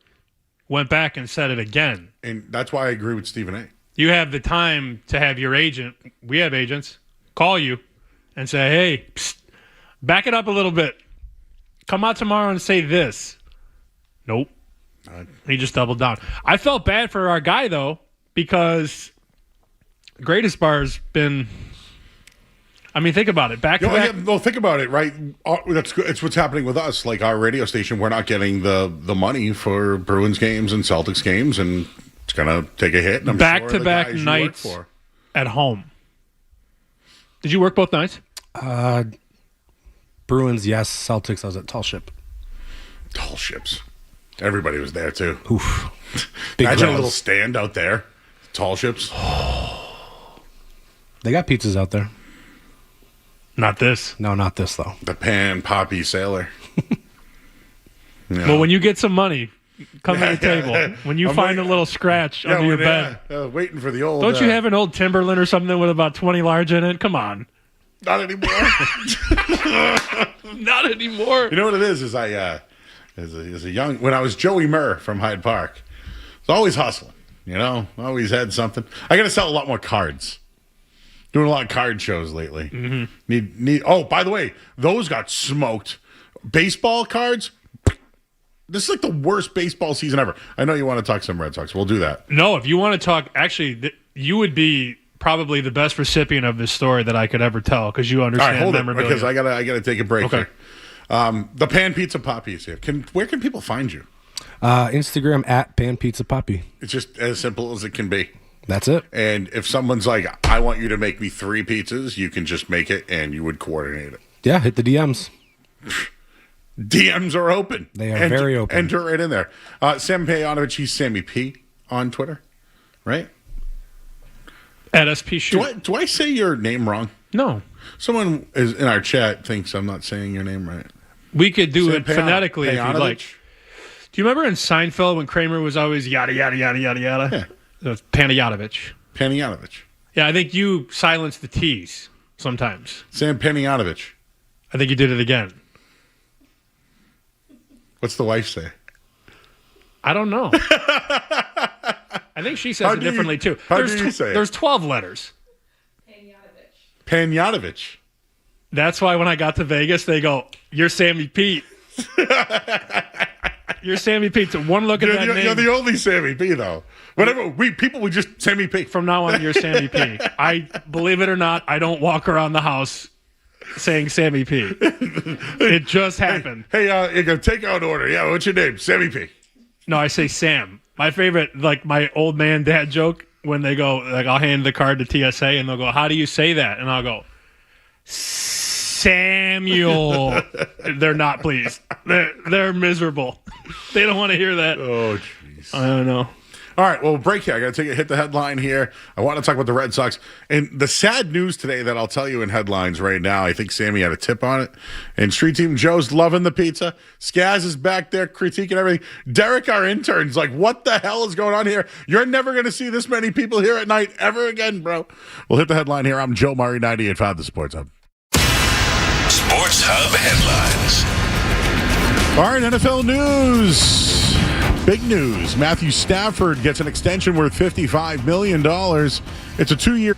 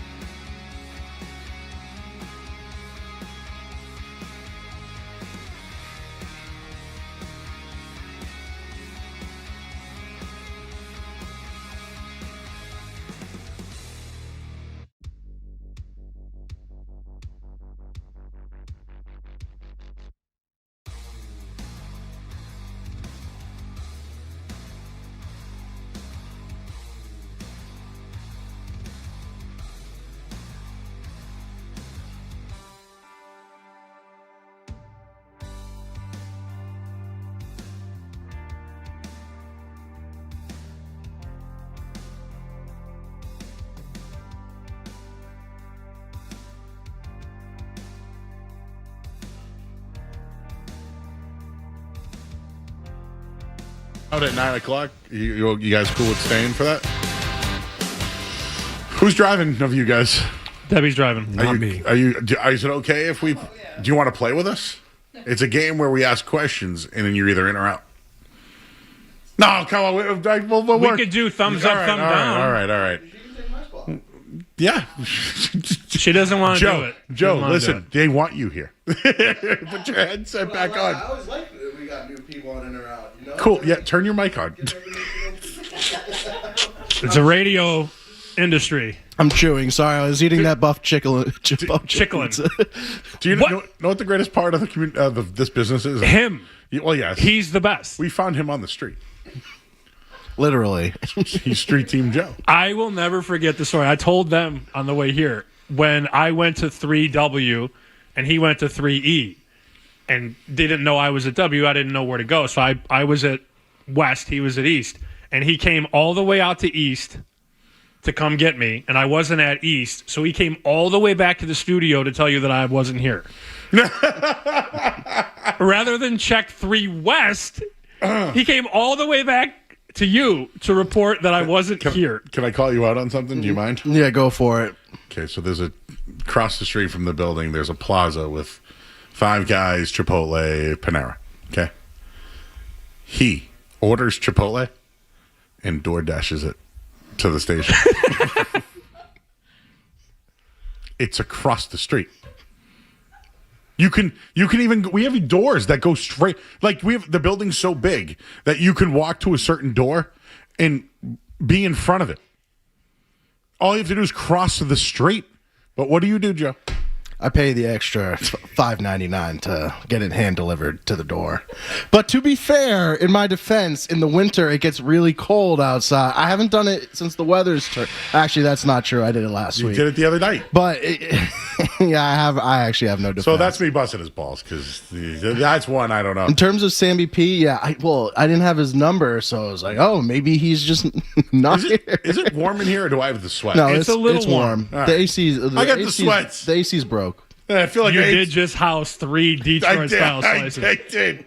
It's the Wegmans wing sauce. You're going to be hearing that announcer from the Pistons in your sleep tonight. Detroit basketball. Detroit meat sweats. All right. What was your collector story then? That we left everybody hanging in their driveways? When I was, I would have probably been 9 years old. And for Christmas, my parents got me a signed picture of Michael Jordan, Scottie Pippen, and Dennis Rodman. They had 6 titles already. They walked on water in Chicago. 6-time champs. At least Jordan and Pippen, and then Rodman for the last 3. So when I leave for college, Joe, I leave this signed picture of Michael Jordan, Scottie Pippen, and Dennis Rodman in a box in the basement of boy. my parents' house. That's Because pretty I'm big. not bringing it to college. What am I, insane? It's a big one. You know they won lots of championships. so. Jordan, Pippen And Rodman. on the same. On the same photo. They signed, all 3 of them signed the same Do you photo. mind me asking, how expensive that was? It would be more expensive if Jordan only signed it, believe it or not. Really? Yeah, and you get it That's authenticated. reminds me. I have a Drake May signed football, but also Tommy DeVito signed it. Oh, that. And I was told, I was told the football's ruined. You should laser that off and try and get it, authentic. What's the word? Authenticated? Authenticated. Wow. JSA or PSA, whatever you. So, anyways, I have this signed Jordan, Rodman, Pippen framed picture in a box in the basement. I come back from college. I can't find it. It's gone. It's not in the box, along with a couple other things. Nobody knows where it's at. I haven't seen it. My parents haven't seen it. Nobody's seen it. I go on with my life. I move to Vegas. I move home from Vegas, and when I get back, this would have been 11 years after I left college. Left for college in 2007, came back from Vegas in 18 or 19. My brother has the photo in a brand new frame hanging in his bedroom. Oh. And I saw it, and I would have freaked. I would have crashed out. I didn't know what to do. I haven't seen this, which was my prized possession from 9 to 18. I haven't seen it in 11 years. I think it's gone. I think it blew away. I come home. He framed it in a newer frame and hung it in his bedroom. This was a battle. I didn't know how to tell him. This went on for years. I didn't know how to approach Step Brothers movies, like Don't Touch My Drum Set. Don't sign my signed Jordan Pippen Rodman picture. Don't get it framed while I'm gone. In a new frame. Claim it as your own. Years ago, didn't know where it was, though. Hadn't seen it. What do you do? That would be a Step Brothers moment. You would just bury them. I'm upset thinking about it. Is he older or younger? Younger. He gave it back to me years later, but it took a lot of convincing because he thought it was his. He was so young. To him, he found it in a box in the basement and just made it his, but it was mine. I don't know if I'd give that back. I actually wouldn't have. I would have been like, dude, you out of spite, I don't want it. I was gonna rip it off the wall and just take it, but I didn't because I was paralyzed. But you have it back now. I have it back. Where is it? I feel good now. Is it at your house? Oh yeah. She knows. Oh yeah. It's right there. It's one of the main attractions. And you grew up in Chicago? Yes.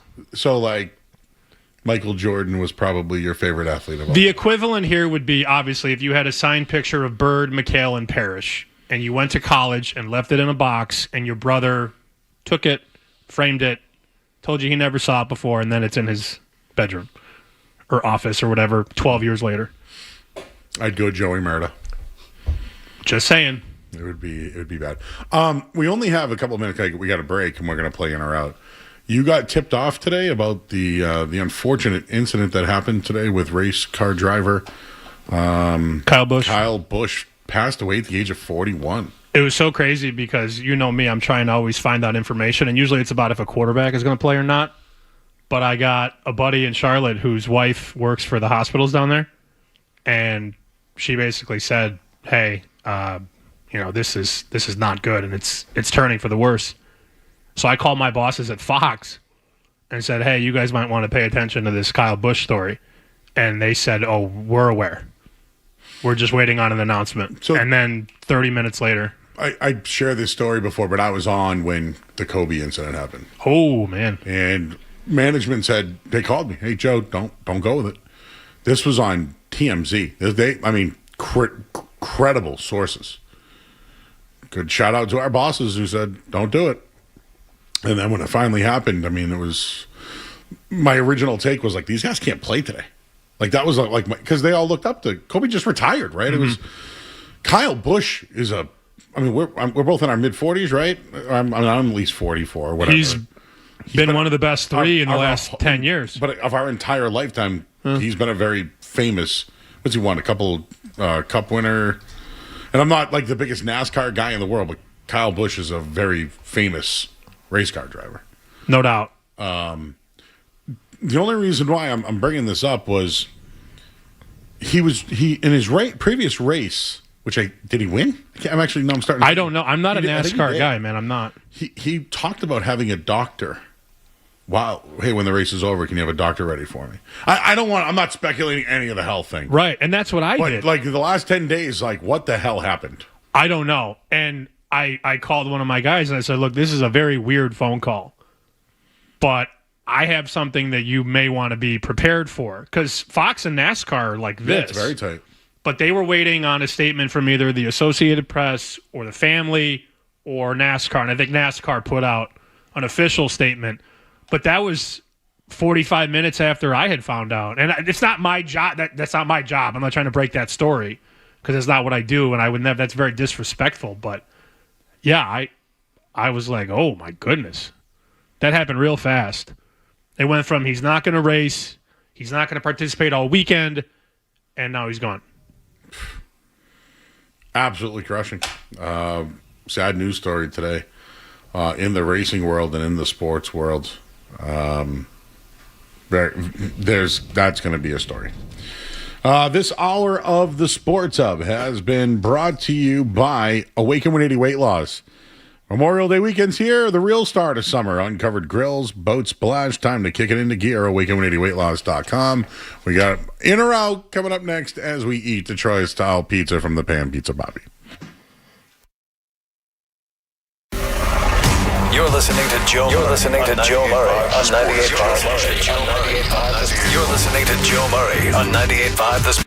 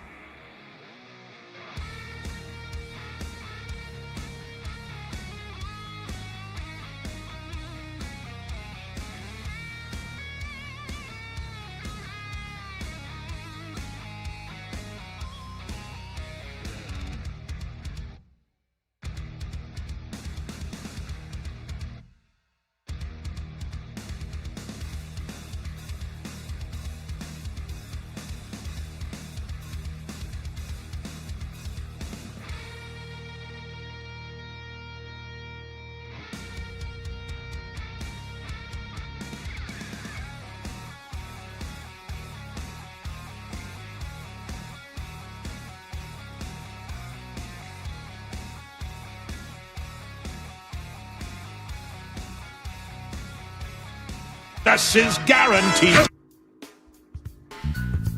Vegas. I think the Cash and the Timberland is the line of the show so far. I got a couple pairs of Timbs. I know you do. And I've never seen them. Size 16s. Wow. That would hurt. Jaylen Brown sent me a pair of his 741s. And I put them in a case. Not going to wear them. Even though they're my size, I'm not going to wear them.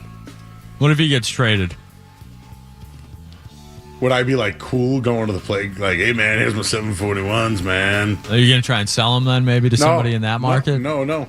As a memorabilia collector, you keep those things. You don't let someone steal them and then find them later on. So this is where Skaz curates questions for us. The contestants tonight is I feel like this is Jeopardy with Will Ferrell right now, you know. But we have the Pan Pizza Poppy. We have Sammy P. We have Street Team Joe. And yours truly, Joe Murray, and Mrs. P. Thumb up, thumb down. Problem is she doesn't have headphones on to hear Skaz. No. We improvise, as we often do. Improvise. All right, what do we got tonight, Skaz? Yes, a Thursday night edition of In or Out, May 21st already. Let's start in the NBA. We'll start with some sports tonight. The Portland Trailblazers have requested permission to meet with Los Angeles Clippers assistant Jeff Van Gundy as he has emerged as one of the finalists for their head coach opening. Are we in or out on Jeff Van Gundy to the Portland Trailblazers? Out. They can't afford him. Keep Tiago Splitter. They fired like 40 people the other day. Now you got to bring in Jeff Van Gundy, who's won a championship with the Celtics, helped the Clippers get back to normal, and what, the Blazers are just going to give him money? Out! Although I do think it'd be very, very, very entertaining. I'm kind of in on the Blazers next year. I thought they had a good year. They might lose Robert Williams, but they're adding Dame Lillard, right, to their group next year. Hang on one second. I got to take this call here. Scott Zolak. Hey, Joe. Hey, how you doing, Zo? How's that pizza talk tonight? Dude, it's off. Do you want us to save you a slice for tomorrow? No, I'm about diet. I can't have that. You can't have it? No. Have you ever had a Detroit? I'm a machine right now. Ever had a Detroit-style pizza? Oh, I love Detroit. I love Detroit style. Awesome. I even love it when you eat in Detroit in Greektown. It's awesome. All right. What do you got? Hey, Joe, I had a question. Yeah. Those size 16 Jaylen Brown shoes, how cool are those? They're all right. Hello? Yeah, they're all right. Did Jason Tatum ever give you any? You know what? Good. He has not. Hey, Skaz, you ready for Giannis? Yeah, I mean, he'd be here with Tatum, right, so? I guess so. Would Tatum play Game 7 with Giannis, or he would wait until 2 days later until the next series? I mean, it depends on if he's healthy or not. It's amazing that healing in 2 days, huh? Yeah, how many did the head coach of the Patriots get? You've done that before. Try something else. Well, I said that this time. But I know you said that. No, but Vrabel only got 1 day, right? Yeah, I love you, Skaz. I'll see you guys. Have fun. You know what's so funny?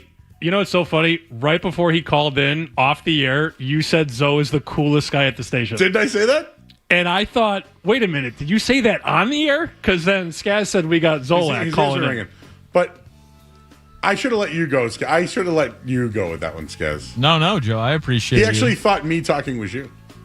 Maybe the first time that's ever happened, but we appreciate it. I love when Zoe calls in. He did bring up a good point, though. No, Zoe sneaky, good on the C's when he, when he's not just crapping on Jason Tatum. I got sneakers from Jaylen Brown.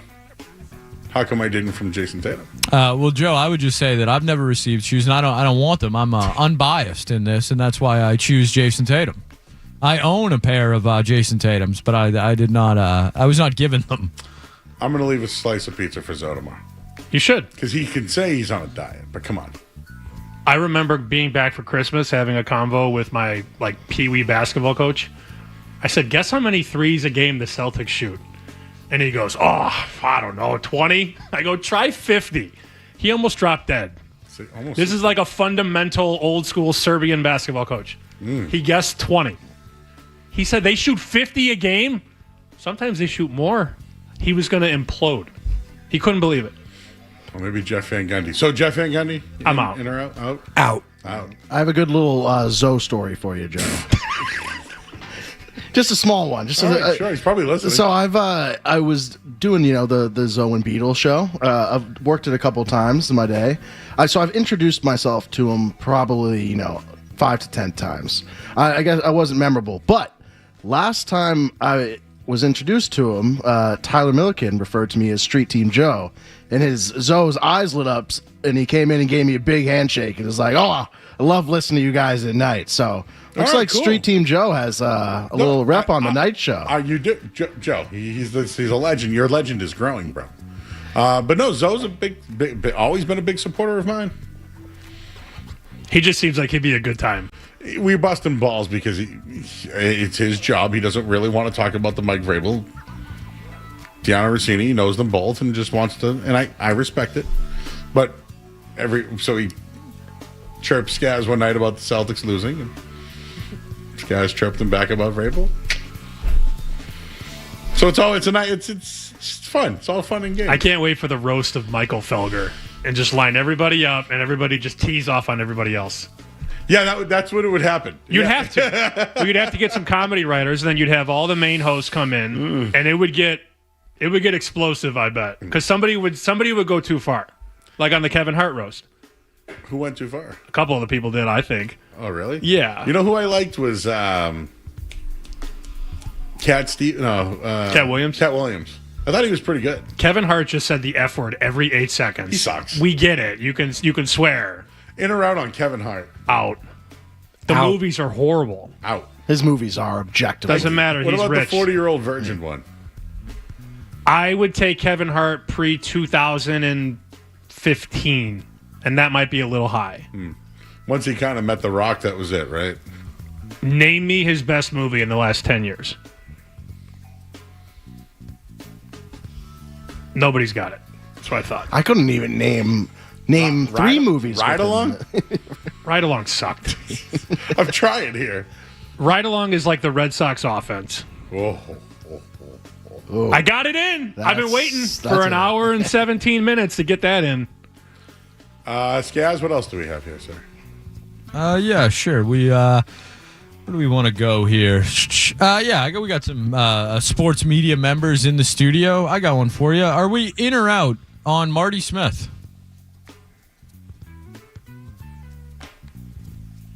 I'll start out. I see him everywhere. I see way too much of him.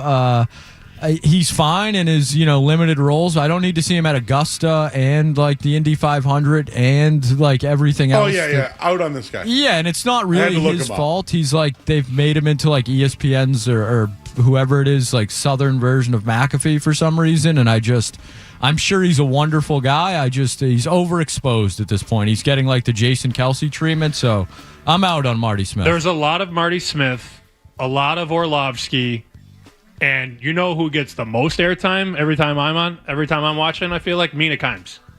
She's on every show. I would say Stephen A., Pat McAfee are a lot of places. Max Kellerman used to be at a lot of places. I see them. I mean, they have long shows, but I feel like in terms of seeing them on different shows, it's those three. It's Marty Smith, it's Dan Orlovsky, and Mina Kimes. I'm out on Marty, but I do think when he was in the bushes outside the Lane Kiffin plane, that was funny. Oh, that guy. If he's just doing college football, in on that. I just I didn't need him at Augusta this year. Brad Daugherty's been doing NASCAR for years. Eddie Olchuk now does horse racing. He's been doing horse racing forever. I know that. He was doing horse racing during NHL games. That's pretty much. No, but like other guys have crossed over, right? Somebody famous was just doing it. I know Ken Griffey does photography for baseball or football now. The guy who played basketball at NC State, Terry Gannon, he calls a bunch of different sports now. I mean, it's possible. But that moment, Skaz, when Marty Smith had to take the Jeep and off-road it to get a shot with Lane Kiffin, it reminded me of one of my favorite ESPN moments when Pedro Gomez he'd be outside the bushes at Barry Bonds' house. I'm Pedro Gomez. He'd pop out of the trash can outside Bonds' house. I felt like he only who's the guy who always covered LeBron there? Windhorst. That's what Gomez was. He followed Bonds everywhere. He'd be like, Heinz has announced for the first time in over a decade they are bringing back the glass bottle. Are we in or out on Heinz bringing back the glass bottle? Ooh, this is controversial. Is it? So, I don't know if I've ever told you guys this, but I am so out on marrying the ketchup. Do you know what that is? yes. So if you go to a diner, right, let's say the ketchup is a little low and you have another one that's halfway, they'll marry that ketchup and put it in the rest. Out on that. Like, out. Should be a health hazard. Out. But with the bottle, I don't think you can do that, can you? Oh, yeah. You can still marry? Yes. I don't want that bottle. I don't want to slap that thing. I don't want to stick a fork in it. Out. Give me the squeeze bottle. I'm down for the bottle at home. Why not? You just hit the 57. That's the trick. Was that The Sopranos where someone kept hitting them? You roll it. You're supposed to roll the glass bottle and then Yeah, there's a little hit the thing 57. on the, A little number, 57. So that's what you did. Just find the But 50. you turn it upside down, roll it, and then hit the 57. Familiar with this? I am. Yeah. Have you ever used a glass bottle of Heinz? Yes. So Okay. I think it tastes better in the glass bottle. That could just be me. Gatorade used to taste the best Yes, in yeah. the glass I bottles. don't know. Remember Gatorade when it came out in the glass bottle? Loved it. Uh-huh. But when you're an athlete, it breaks. Like you're on the gym floor. Well, you Gatorade put it everywhere. in the squeeze bottle then. But then now you've changed the whole point of having What, a a glass game? No, bottle. you're not going to have glass on the basketball court. What's the point of the glass bottle if you're going to pour it out of You it? just drink them at home when you're hungover. If you guys had a Snapple out of the glass bottle, like, Oh, yeah. come on, like, that's as good as it. It's The Snapple facts on the inside of the I'm in on the glass bottle. Arizona iced teas used to be very good out of a bottle too. Are you in or out on the ketchup? In. So as a chef, you'd rather. Yeah, I mean, you just get the angle right, hit the 57. It's not I that used to hard. stick a knife in there and Oh, yeah. then I'd lick this. What was the movie when they used to marry the bottles and then one of the female staffers would lick the bottle? Was it Waiting? Waiting. With Ryan Reynolds? That's right. Shenanigans! That's exactly what it is. And Mrs. P's in. Andy Milonakis would also be marrying ketchup in that movie, I believe. Out on marrying ketchup. Out on that, in on the bottle. All right, gentlemen, we have some radio professionals in the studio. The 2026 Radio Hall of Fame class was announced this week. Boomer Esiason leads the class. Are we in or out on Boomer Esiason into the Radio Hall of Fame? I'm in.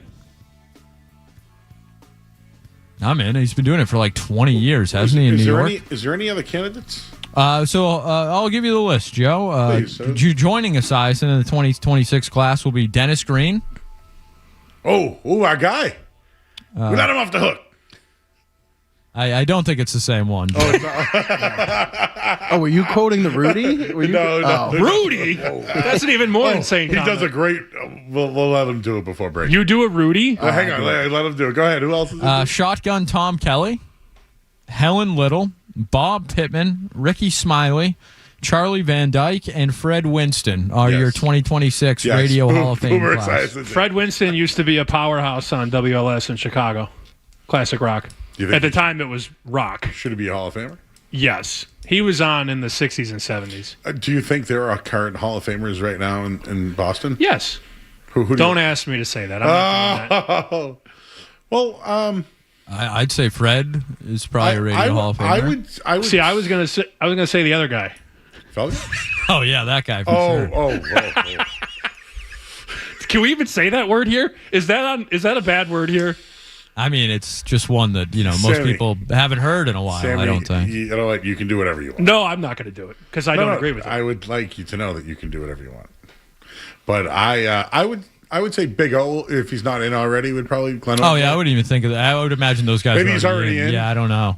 Pebbles, who's no longer. I mean, Felger and Maz, for sure. Felger and Maz will go. Definitely. Yeah, they've been number one for how long? Yeah. Fred. Was I mean, number Beetle and one Zoe have been multiple doing times. it for number one too. I mean, yeah. I don't know how I have no idea how the Radio Hall of Fame works. I actually have no clue. Shotgun Tom Kelly, though, I just Googled him. Hell of a look. I think I'm in on Shotgun Tom Kelly. 76 years young, 2-time Emmy Award winner. Yeah, put him in the Hall of Fame. The irony of the second name being Denny Green will not go unnoticed here because you thought it was the football coach. If you want to crown them, then crown their ass. But they are who we thought they were. We let him off the hook. That's the Devin Hester game in Arizona. Yep. Urlacher, can you look this up, Skaz? I just want to fact check I got myself. When Tom Brady juked Urlacher? Is that what you're talking about? I wasn't. Should we get that framed? I believe in that game, and nobody in New England is going to care, but I believe in that game, Brian Urlacher had almost 25 tackles against Arizona. He was all over the field. At least 20 in the game against Arizona. And Hester had either a return or two for a touchdown. Yeah.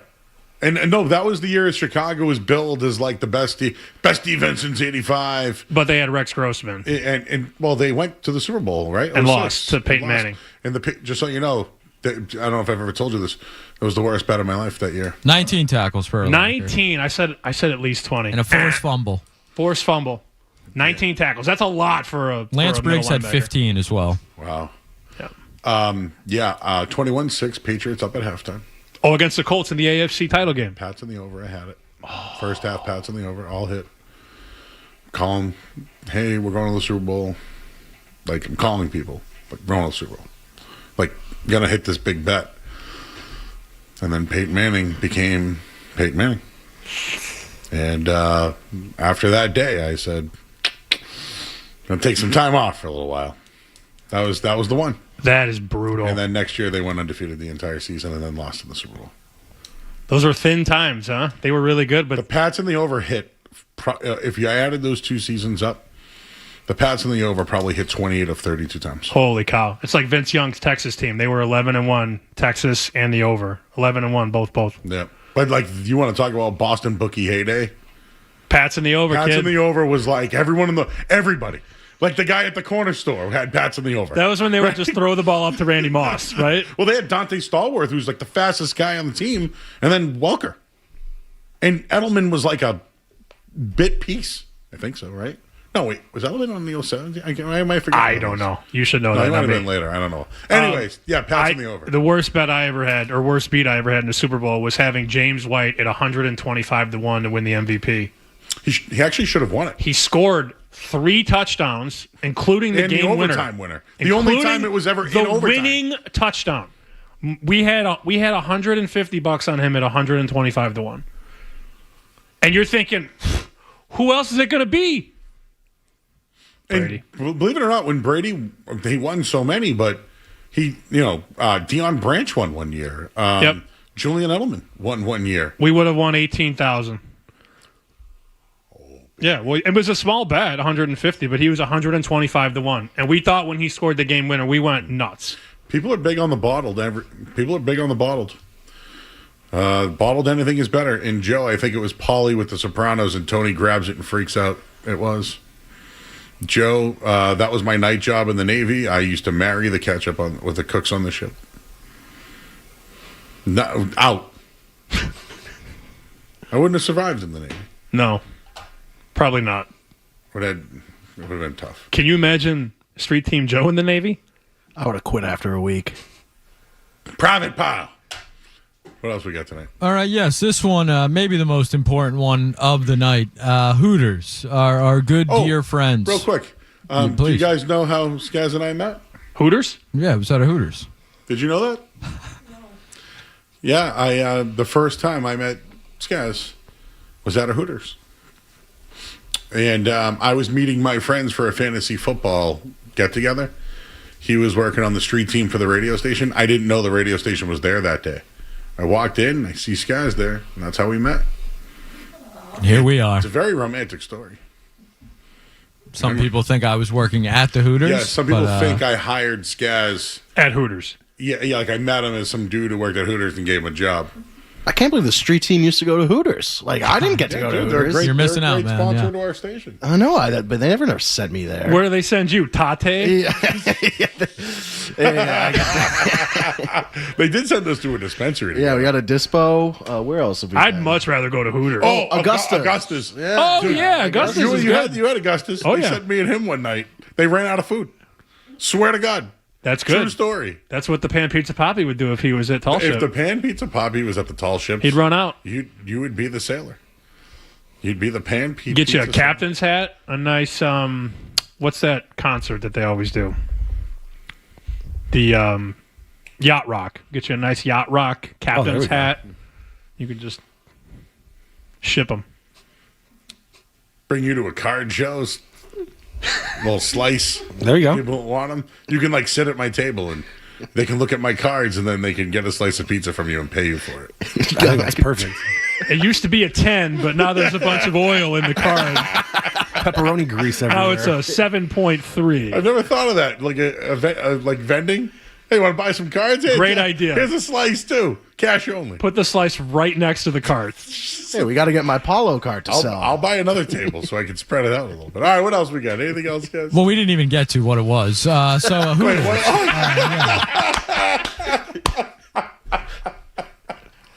welcome to the Joe Show. Yeah, so Hooters, as we just mentioned, is rebranding.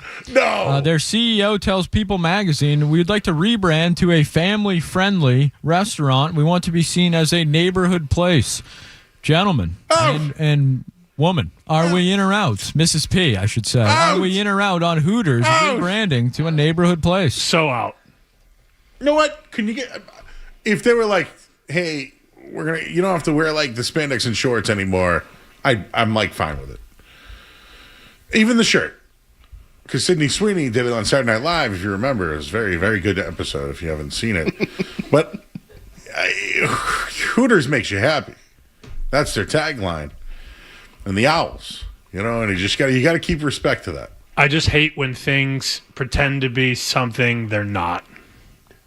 We know what it is. It works. Let it be. Do we have a suggested name, Skaz? Did they give any suggestions? There is no, name rebrand mentioned, but it says it could be possible. So, Sammy P, are you a Buffalo Wild Wings guy? No. Okay, so you like Hooters wings over Buffalo Wild Wings? I think so. Yeah, I like the naked wings over. Okay, because I was going to say if all things are equal, then I might take my talents from Hooters to Buffalo Wild Wings. Magic City? Never been. Oh, what are your wing guy up in Vegas there? Who's your guys? Naked City. Naked City. Yeah. That's why I was thinking Magic. Which, believe it or not, is not as raunchy as it sounds. It's just a wing place. Magic City's raunchy. Raunchy. Naked City, not. Not naked at Naked City. Did you go when you were in Vegas? No. Oh, fantastic. Fantastic. How do you feel about Hooters? In on the breaded wings. Yeah. Out on a rebrand. In on the. Oh, you like the breaded? I do like the breaded wings. I like the naked. But it's okay. You can drum or flat. Drum. Me too. Yep. You've seen me eat a flat. This guy's incredible, dude. He Joe. Actually, Joe and I went to Buffs together once, which I still owe you. We killed it. We'll work on that. I'm leaving in a week. So I don't think we're gonna get it. Are you a big eater, Sammy P? Like, can you house wings? Yes. What's about? Wow. Yeah. Reminder of something I need to share with you about something that happened last night on In or Out that I brought you up for. Any more, Skaz? Not really an in or out, but while we have him here, there was some Chicago Bears stadium news today. Sammy P, can you fill us in on what the hell's going on with the Chicago Bears in their stadium? And are you in or out on the Bears potentially not playing in Chicago? They should stay in Chicago. They should just stay on the lake. It's worked forever. Arlington Heights would be, I guess, as far as Foxborough from Boston. Pretty close. But the not traffic, ideal, though. But the traffic is worse because in Chicagoland, up by that parcel of land, you have 4 expressways coming together. Right? So the traffic will be worse. And then in Indiana, the land in Hammond, I think they said is a glorified swampland, which has toxic waste nearby. So those are the two options. The governor and the mayor have screwed the pooch big time, though. The governor of Illinois and the mayor of Chicago. How do you feel about Indiana? I don't mind Indiana. How do you feel about the Chicago Bears potentially playing in a dome? Takes away all the home field. I don't like it. Will Caleb Williams be better in a dome? Probably. I think the NFL has too many domes. I think there's too many domes in the league. I just don't care that the Bears could host the Final Four or whatever. I don't care. I want to go to a Bears game. Can you imagine if Foxborough was a dome? No, I'd hate it. Of course you would. Because we don't get... I mean, the famous games are a lot of the times in snow. Mason checking in that his girlfriend works at Hooters in the kitchen. Thank you, Mason. You talked about keeping things simple, and you know what it is? The Bears playing in Chicago. Just stay on the lake. Simple. Kickers don't know what to do in the winter. You're not used to that wind coming across. It's an advantage for your team. What else we got, guys? Yeah, sure. Why not? A couple more. Got a food one for us? Oh, would you like a food one, Joe? Please. Let me see what I got here. Yeah, the Cavs and Spurs, Joe. Maybe this is what you were referring to. The Cavs and Spurs have both taken part in the Crust Crusher sandwich for the NBA playoffs. The Cavs version of the Crust Crusher is a deep-fried peanut butter and jelly sandwich stacked with Black Forest ham, smoked turkey, and Swiss cheese. Ham, turkey, cheese on a deep-fried peanut butter and jelly. Yes. Okay. You just wrote all that down. I love that. Yep. So are we in or out on the Cavs version of the Crust Crusher? So it's a deep-fried peanut butter and jelly is the Stacked. Ham, so it's all stacked. With Black Forest ham, smoked turkey, and Swiss cheese. Inside it? Stacked. It appears to be stacked on top. I think you lose me at the cheese part. Adding cheese with peanut butter and jelly? Well, ham, turkey, yeah, cheese. That's the step that's that's one step too far. Cheese is where you won't cross, Joe. Yeah, you can throw some cold cuts on my your line. PB&J, but like so deep fried peanut butter jelly in. Yes. Yeah. Okay. Now just think of ham, turkey, and cheese.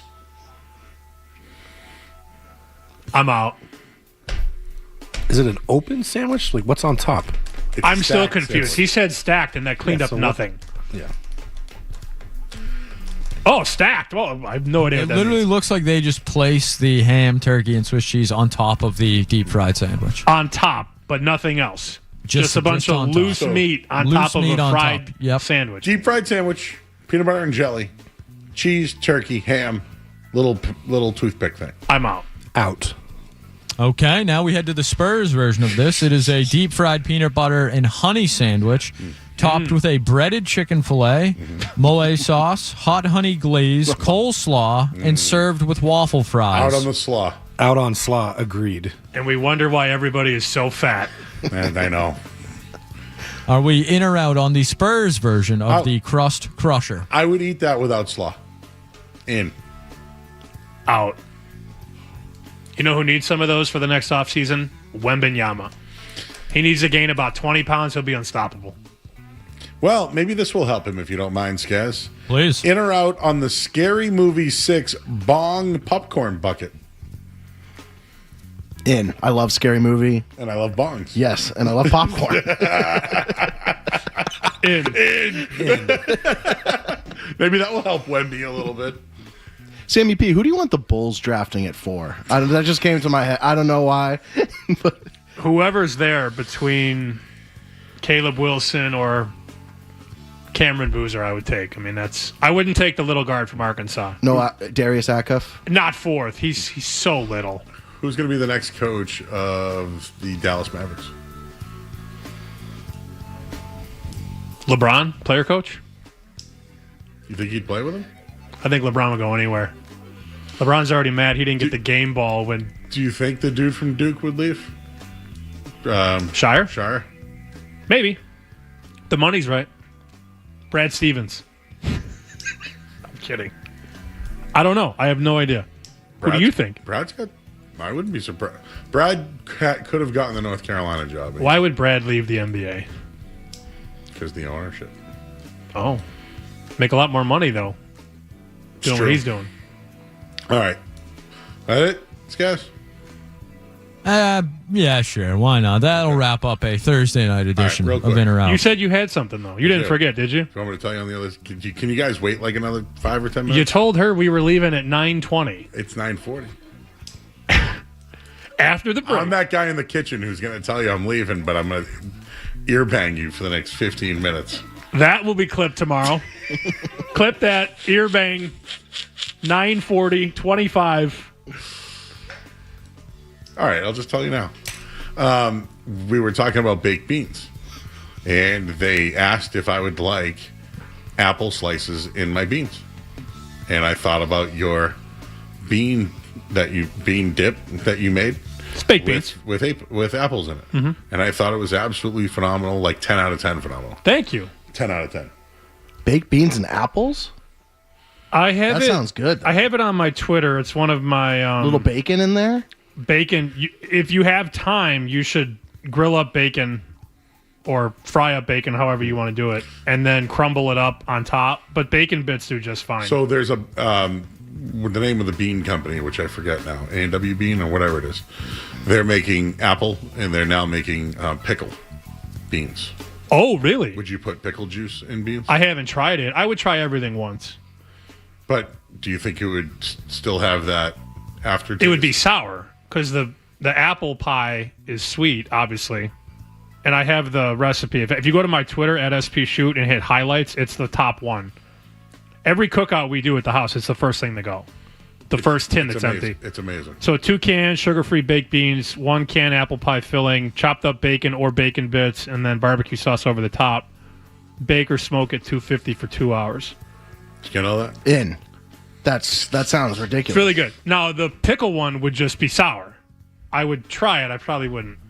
I don't know. It's a weird combo. But then again, I get a lot of crap. People are like, there's apples, there's fruit in the beans, and then they're up there for a third plate. It's incredible. Thank you. I honestly will admit that it is a 10 out of 10, just like the pan pizza poppy. Woo! Appreciate you. What about the beans on the pizza? Ooh, we haven't done that yet. In or out? We did pulled pork at one of the cookouts, and he took the shredded pulled pork and turned it into a barbecue pulled pork pizza. Do you know what I would do? I like that. What if I took the pizza and dipped it in the beans? Like a dipper. I don't know. The one thing I want him to try is the Thanksgiving pie. Oh, Gravy base. Turkey, stuffing, that sounds so good. mashed potato in substitute of ricotta. What about like a Big Mac? Mashed over ricotta and... Well, but dollops of it. Like you do a dollop of ricotta, you do a dollop of mash. With the turkey and a cranberry or apple stuffing. Little Gravy base. over the top, too. Yeah, gravy base and then gravy drizzle. That would be the best leftover meal. I would just pop that, put it in the microwave for a few minutes. Fantastic. You know what else I would do with that? Because I'm a fat guy. I would grab some Ritz crackers and right on top of it with a little butter. That's me closing the microwave. All right. You guys want to hang out or do you want to leave? I got a break. It's going to be long. I have Kyle Schwarber thoughts. Okay. Remember when the Red Sox didn't pay him? One more. We'll take a break. We'll come back. We'll say goodbye to you guys. We'll give some Red Sox takes and go home. And we'll eat more pizza during the break here. It's 98.5 The Sports Hub. More Joe Murray coming up on the Sports Hub.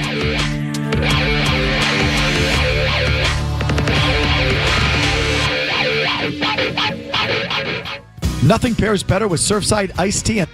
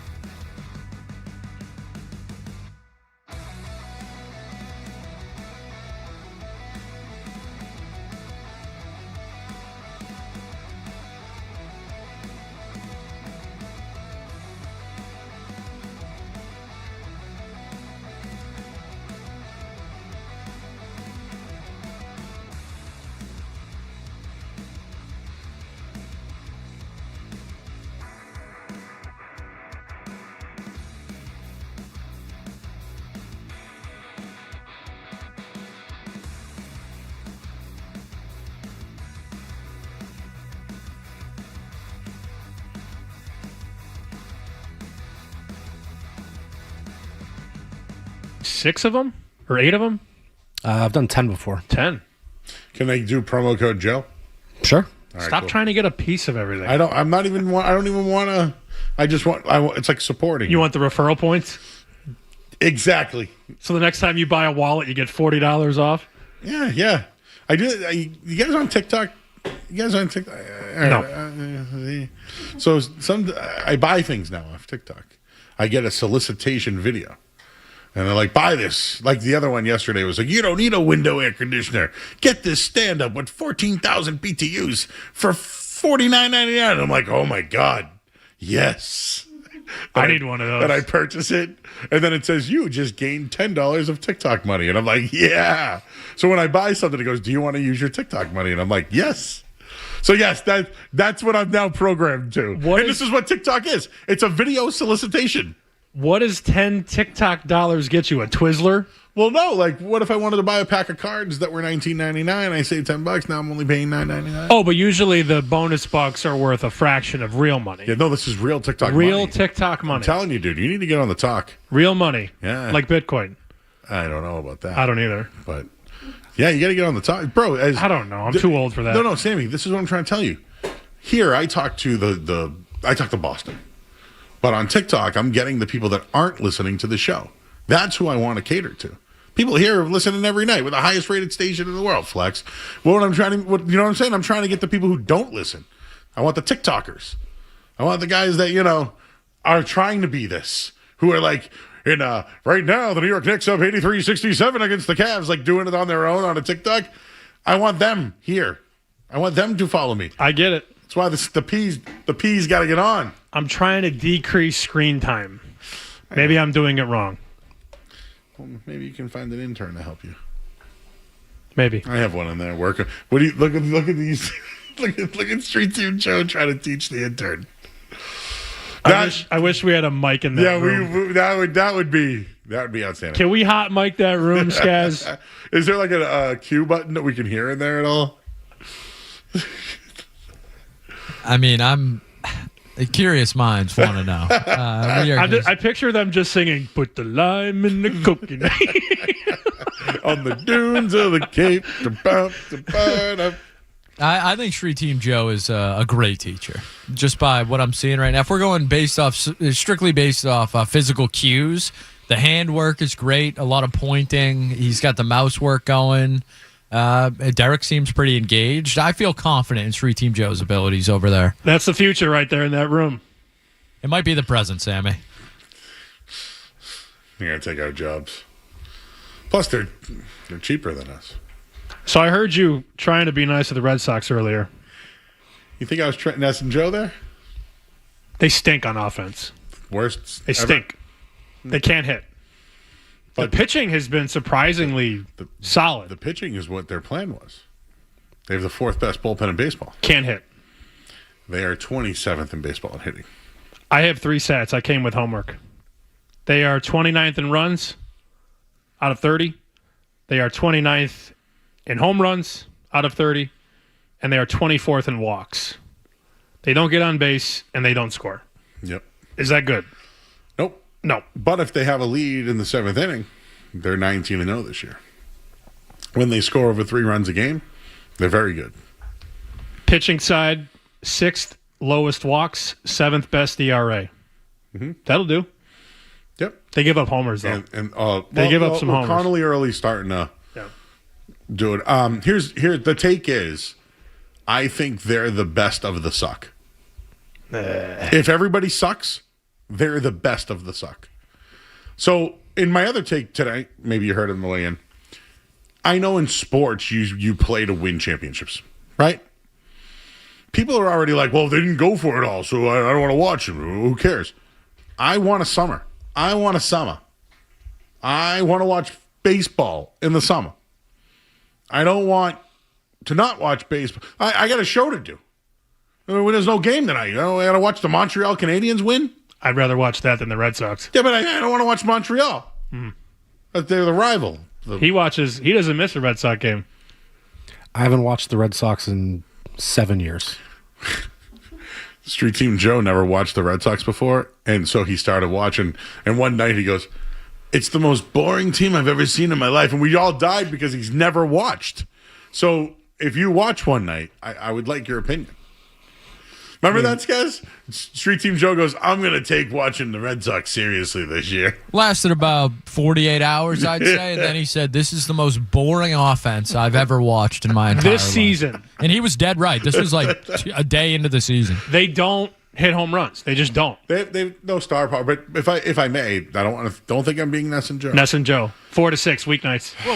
Well, Boston's out of the jet. I'll let you go, Joe, and then I have something for Sammy before we finally free him. I was just going to say that they are the best of the suck, and that's a low bar. It's a very low bar. But I have a feeling, I don't know what it is, the league is so bad right now, maybe they go out and add payroll instead of maybe giving up a prospect. Mike Trout was one of the names that were floated. He ain't leaving. But a name like that, would a team with the oncoming lockout, would somebody maybe want to dump a contract where the Red Sox just take it on, no prospect? Sure. Problem is, if you take on Trout, he's not going one play away from getting hurt. But that's a pipe dream. I think everything went south when they didn't sign Schwarber, personally. Well, of course. Duh. Such a bad move. Do you know how many home runs he's hit since he's left Boston? I can do the quick math. 215. He's gonna hit 60 home runs this year. There was a scout. Bruce Levine tells a story in Chicago. He said there was a scout who said his offensive potential is Babe Ruth when he came into the league. Last 5 years, including this year, 46, 47, 38, 56, and he's on pace to hit 60-something this year. 46, 47, 38, 56, and however many he does hit this year. I think they make the playoffs, the Red Sox. Yeah, okay. You want to bet? I'll bet on it. What do you want to bet? What's the number? You're the dog, for sure. Well, I mean, they're 2 games out. You already owe me 30 TikTok dollars, though. Are you doubling down? Let me get you the line. I'm in. Yeah. They're not making the playoffs. Yeah, dude, I'm serious. What do you think, Scal? Playoffs? Out. Good answer. What about the team on the south side? They're making a little noise. Are they going to make the playoffs? I don't know that they make the playoffs, but one of the solid pieces of advice I gave this program was take the over 67. Which I did. And a few years ago when you tweeted to take their under, I did that as well. Thank you. Colson Montgomery and Munetaka Murakami, are these, you got some pillars there or what? What's going on the south side? A good hire. Murakami is going to be right there with Judge and Schwarber. He hits the ball so effortlessly, and it just goes over the fence. Kyle Teal back or no? He got hurt again. He sprained his LCL, so he's out for another couple, I think it's months. Remember Yohan Moncada? I would like to forget. Remember when we just traded you a good lefty pitcher every 5 years? Yeah, I remember. Wait till you guys get this Noah Schultz kid, because you got Sale, and then you got Crochet. You guys are addicted to lefties from Chicago. Joe, we should, I don't know if you mentioned this, but before we let Sammy go, we should mention the Wiener 500 tomorrow night. Sammy has a great piece on that. Joe Murray, one of the biggest advocates for the Weenie 500 going. But Sammy P has a piece on who he believes will win the Weenie 500. So, just so you know, I live stream the Weenie 500 every year. Really? So what I do is I watch it, and then... Which means it's been, 1 year? This is the second year. The second annual Weenie 500 presented by Joe Murray. And at Joey Murray on Twitter. And I'm going to go live, and I'm going to break it down. And, so who's the top wieners this year? Well, it's the Shy Dog, the New York Dog, the Seattle Dog, the Slaw Dog, and the Corn Dog, I believe. Did I say Chili Dog, too? There's 6 of them. I feel like there should be a raw dog in there, no? Yes.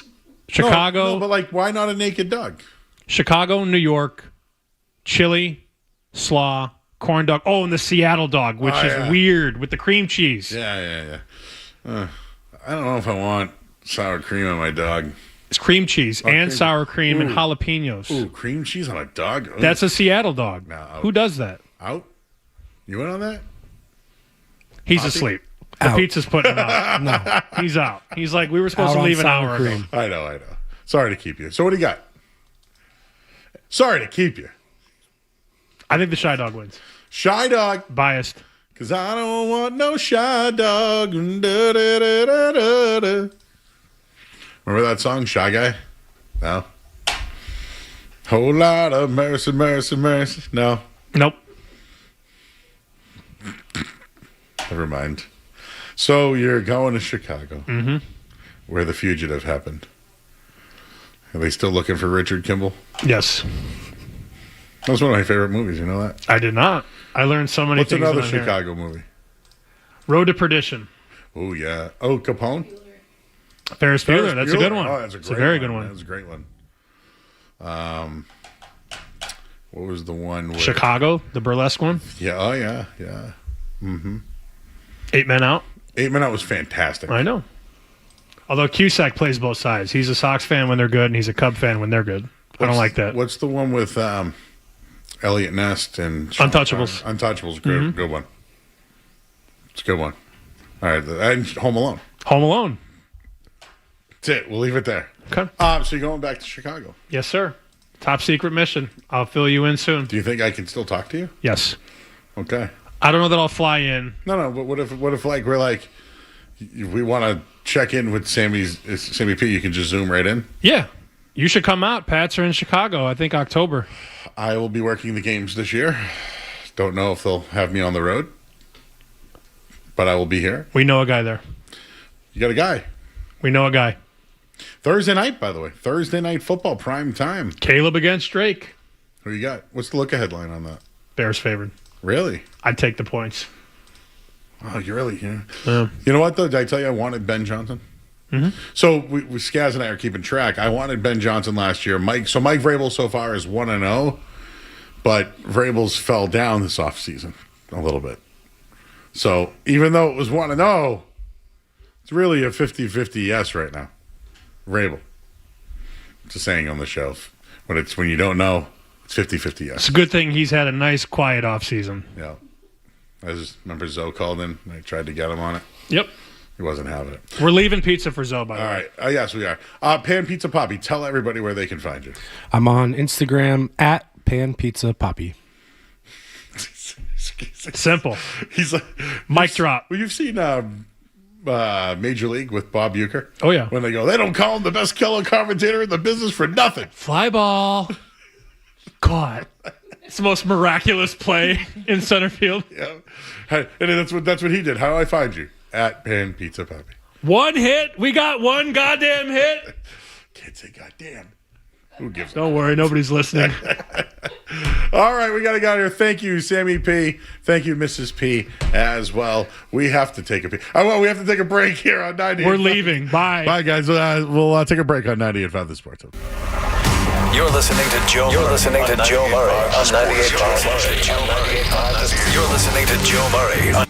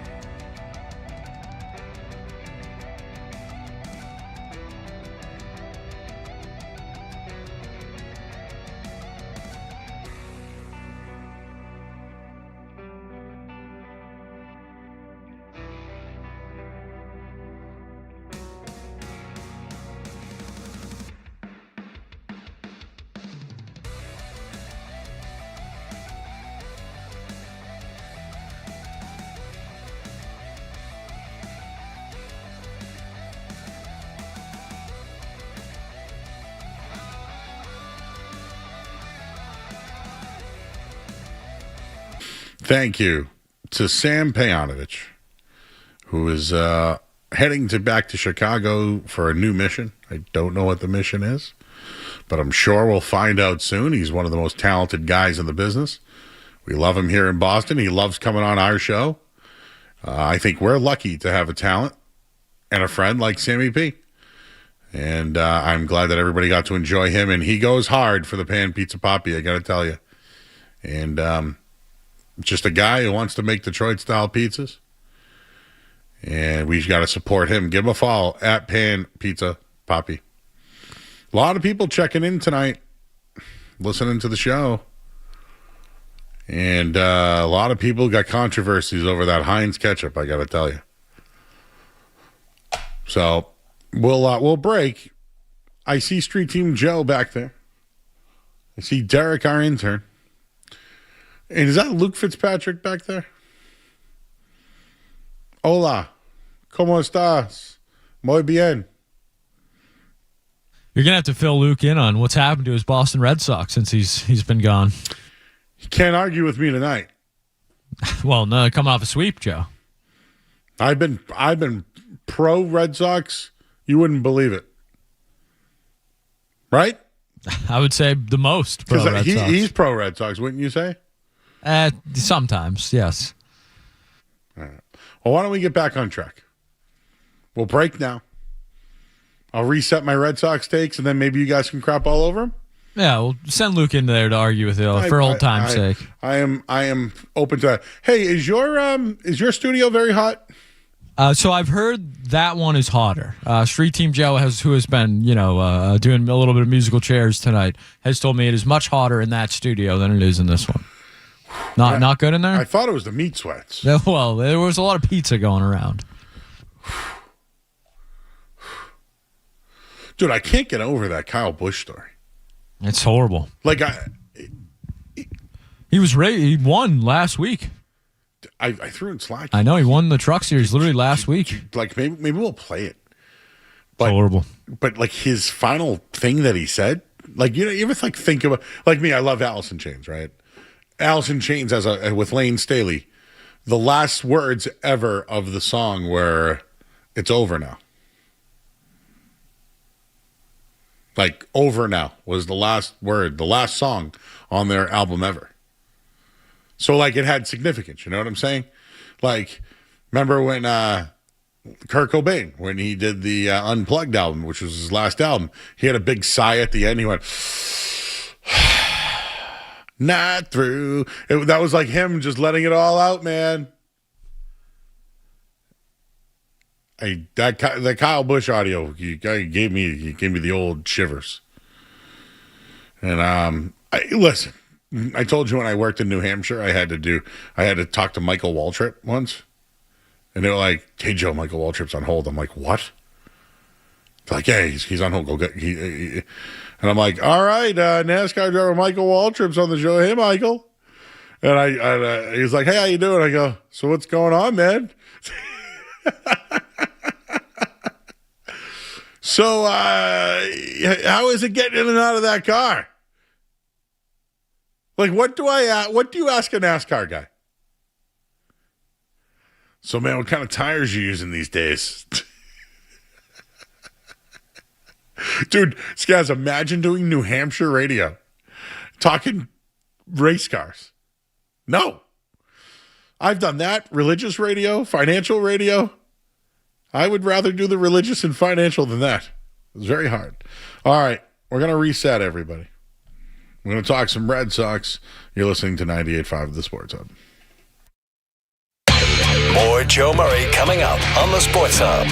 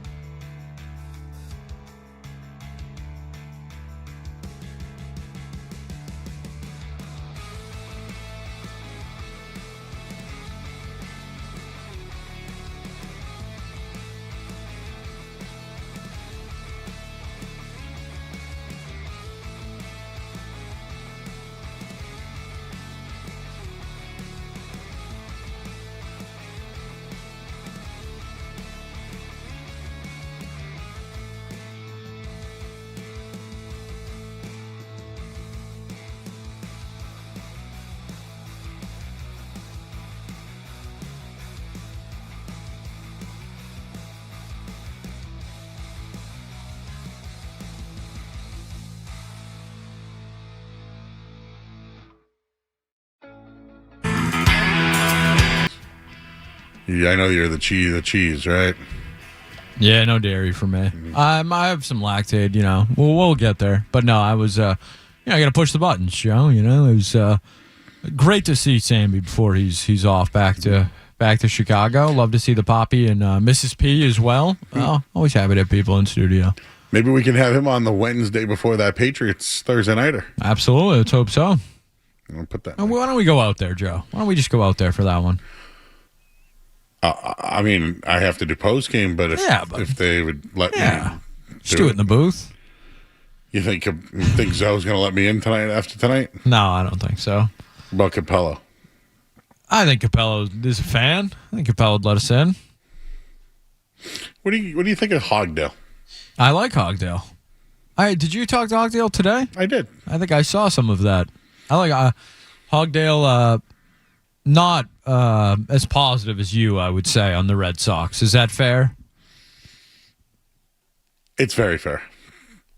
I think I might align more with Hogdale's thinking on the Sox. Well, he was on my side today. Today. It's been a good couple days for Ness and Joe. Yes, because I think they're a playoff team. But I think they're a playoff team because everybody sucks. The American League is comically bad. Well, I told you, IKF said that. Oh, we're using IKF quotes now. Listen, I had the same thought. That's the voice of Luke Fitzpatrick. Well, I was going to give him a big intro, but then he talked. No, please do. Sorry, go ahead, Joe.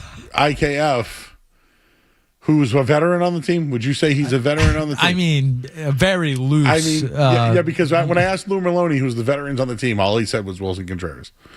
He goes, "There's no other veteran on the team." Chapman's a veteran. Yeah, but do you think he's helping? I don't know if he's exactly a rally the troops kind of guy. Yeah, you think he's sitting doing some reps with Marcelo Meyer? Probably or not. hitting. Trevor Story. Imagine if he was doing hitting. Trevor Story on a veteran. Well, he's in Philly. Remember getting a that's right. Yeah, on a sports hernia. All right. In studio right now is a former intern of ours. His name is Luke Fitzpatrick. He just got back from Spain. And he's joining us here on 98.5 The Sports Hub. Hello. Hola. ¿Cómo estás? Estoy bien. ¿Y tú? Not bad, Joe. ¿De dónde eres? It's pretty good. I used to work Spanish Red Sox on 1510. Wow, I didn't know that. You know who else worked it? Marshall Hook. Oh, the mayor. Or the councilman. Yeah. Told you I wanted to be in radio so bad. It was whatever job they gave me. This one, the Rem Dog used to. Buenos noches, amigo. Yes, he was fantastic. Luke, are the Red Sox making the playoffs? I am not. I cannot say one way or another. What is it? He's May back, 21st. Joe. He's back. May 22nd. May 21st. You ask him a question, he can't give you an answer. I can't give you an answer. I have no idea. I have no idea if this team is going to win 80 games or 65 games. I can tell you they're not going to win more than 86. Strong take. No more than 86. No more than 86. The Caleb Durbin-led Boston Red Sox. So you can't tell me. Yes or no. The mic like that, Joe. I'm frustrated. Okay. Told you I was about a 3 out. I'm a 3 out of 10 right now, Skaz. As far as the you know when your phone goes low energy. Oh yeah, battery saving mode. Now I'm in low. It's the pizza. I'm telling you right now, it's the pizza. You got lead in your boots, yeah. Dude, I got what did Baz used to say? Who couldn't run? It had like concrete in his ass. Yeah. Who was that? I can't remember who it was. I forget. Everybody, I feel that's like. me right now. So wait, do you think the Red Sox are going to make the playoffs, Joe? Yes, I don't. So now he's got a take. I will say. I think he was going with whatever one I didn't say. No. I just kind of. I'm still not sure. Like, there's a world where they do. I don't think so. I don't think they will. They can't. I am also encouraged by the last 3 games. Was the last 3 games more about the Royals or the Red Sox? More about the Red Sox. So I actually think it is more about the Royals, but I don't want to. So you just said that to disagree with me? I think that the take is I think it's more about the Royals because they need to win games. It's like the best medicine is winning, right? The best medicine. My favorite medicine. The favorite medicine is beating up on bad teams, right? So favorite medicine would be the World Series. Well, listen. Yeah. Did you hear my opening take tonight? Yeah, I got you. I'm not in the World Series camp. I know what you mean. I know you only watch win World Series. That's not where I'm at tonight. What about the fear that winning the playoffs kind of rewards the line of thinking that fans don't love? It will suck bad. Like, to your point, if John Henry doesn't speak to anybody, even the team for that matter. Maybe, do you think he would talk to us if we gave him an award? We got one last time. That's what I'm saying. Like, do we need to present John Henry? Let me ask Joe. The Marconi. Like the Night Show honorary, guest award or something. Joe, let me provide a hypothetical for you. The Red Sox make the playoffs, and they sweep in the wild card series the Chicago White Sox, and then go get swept in the Bronx. And John Henry sits on his hands for 2 years and says, well, we made back-to-back playoffs. Is that better or worse than not making the playoffs at all? I'll always want to make the playoffs. But what if the alternative is missing the playoffs, firing Craig Breslow, and clearing house and redirecting the franchise? Give me who's taking over. I have no idea who's taking. That's not my job. I don't know who's taking over. No one knows who's taking over. That's why Craig Breslow is probably not going to get fired. So why don't you make the playoffs and see what you can do? Sure. I just don't think they're going to. Like, how many games can you win when you score 3 runs a game? That's a lot of pressure on a pitching staff. I don't care how good it is. The Red Sox have top 5 or 6 pitching staff in baseball. Listen. Did they do enough this offseason to show that they were serious? No. So why should you have World Series expectations? No, I don't. I never said I had World Series expectations. So then why not just have expectations of them making the playoffs?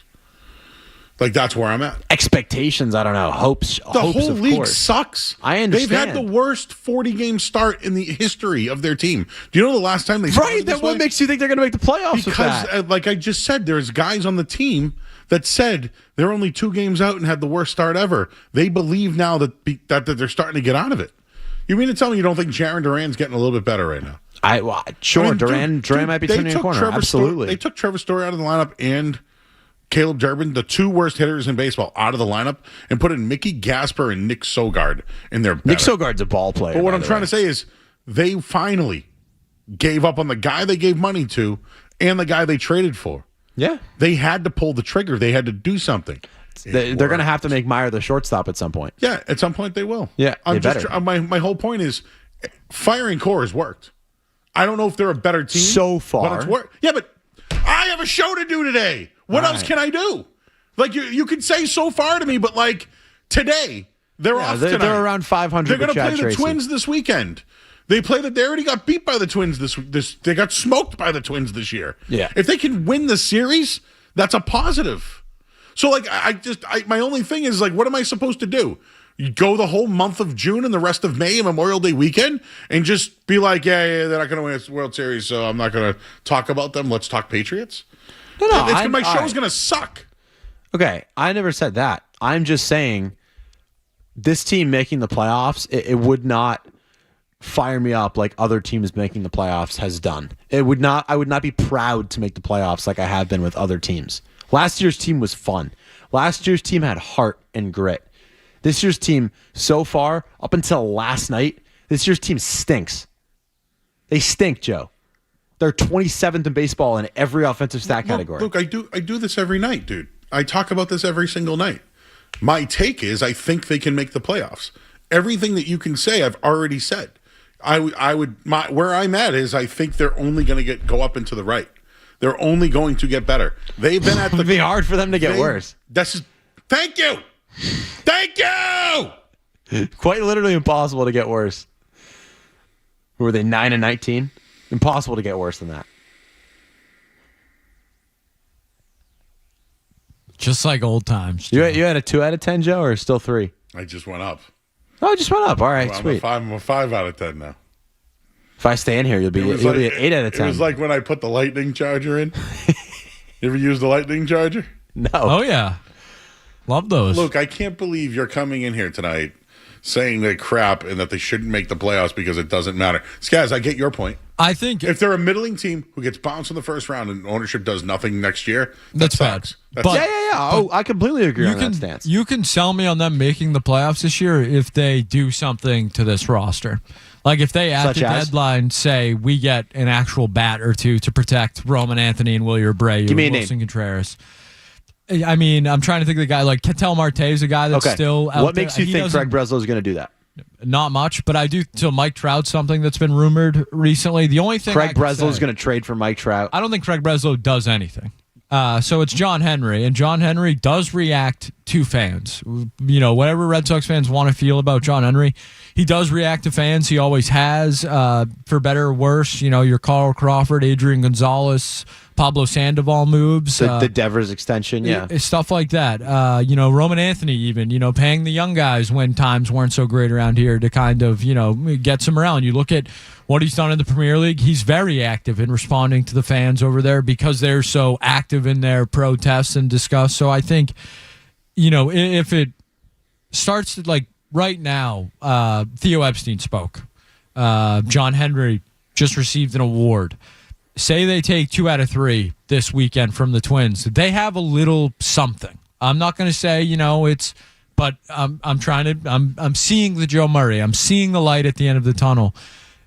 If John Henry says, look, the American League really sucks, and guess what, Mr. Henry, you could make quite a bit of money in October if you just got Mike Trout or any bat at all. I would take Nolan Arenado at this point. In the way he should look, I wouldn't do that. But he sucks. I think he's an upgrade over Caleb. Well, yeah. I think I'm an upgrade. You're probably over better Caleb sticking with Sogard anyways, so I got you. Yeah. But the way maybe John Henry, or it should be sold to John Henry, or however you want to phrase it, is that the American League is so bad this year to win and get in the playoffs. It's not going to take what it's going to take in other years financially or draft capital, prospects, whatever it is, to get the Red Sox just to that tiny bit next step where you have even a competent offense. We've seen what the stats are. If they had a league average offense, they're a top 5-10 team in the league. So if John Henry can just do that and accept that, pay a little bit this year to take advantage of, and that's not, you know, great ownership or anything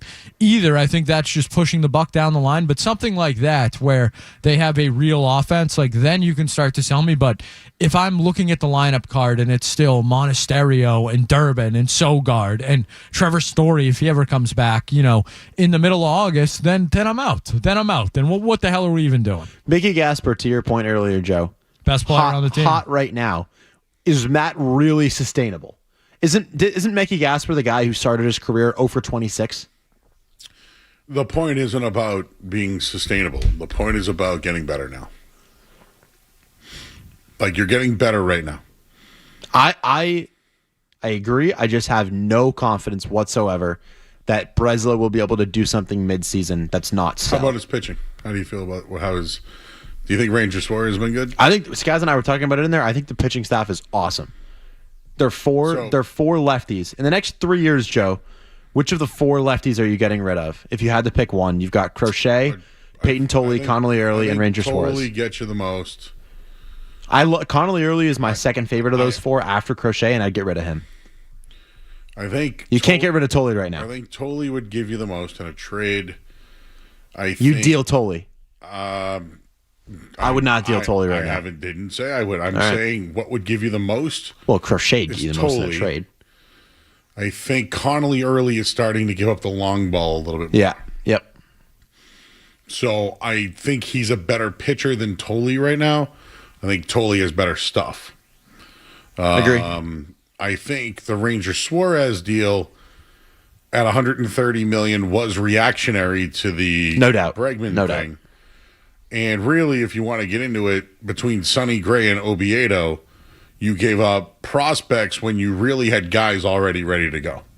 That if you want to get on Breslow, Oviedo hasn't worked. Sonny Gray's been excellent. Yeah, Ranger so has Contreras. So, yeah, and Contreras. So, yeah, but from a pitching aspect, if you look at it, Breslow's hits have been better than his misses. Like a miss. Unless you want to call Kyle Harrison a miss. Yeah, and that's what I'm saying. You can get into that if you want. Harrison, Durbin, and all that. It's all what's the other guy from Milwaukee? Quinn Priester. The password's probably a miss right now. Quinn Priester's a miss. Can't play. But having a Chapman and Gray and Suarez right now they dominate. Narvaez has been bad, but I like to think Narvaez. But they dominate those losses. Do you know what I'm saying? Yeah. Like we can say that they have 4 losses, but they have 3 big giant hits. Sure. So I don't know if Breslow can. Breslow draft Tolley. He did, right? What's that? Did Breslow draft Tolley? He would have, right? 2 years ago. I can't remember. Yeah, if it was a couple of years ago, it would have been. I just think right now the Red Sox, they had to get rid of Cora because he had too much control within the organization. So Tracy, I think, works really well with the Sogards, Gaspers. Nate Eaton will probably come up at some point. Yeah, Meyer and Anthony, he knows them. And I think that eventually he'll get those guys on track because they really, he's going to bring up a reliever tonight that he loves. That kid Guerrero, they put Zach Kelly back down. That's a Tracy move. That's not an organization move. Tracy loves that guy. So I think 35-year-old. So I think they're slowly starting to make it the Tracy team. I think they sucked because it was a team they built for Cora. The entire organization, you're saying? Yeah.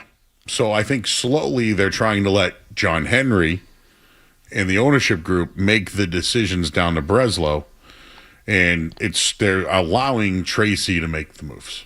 What was your opinion when they fired Cora? I was glad, very glad.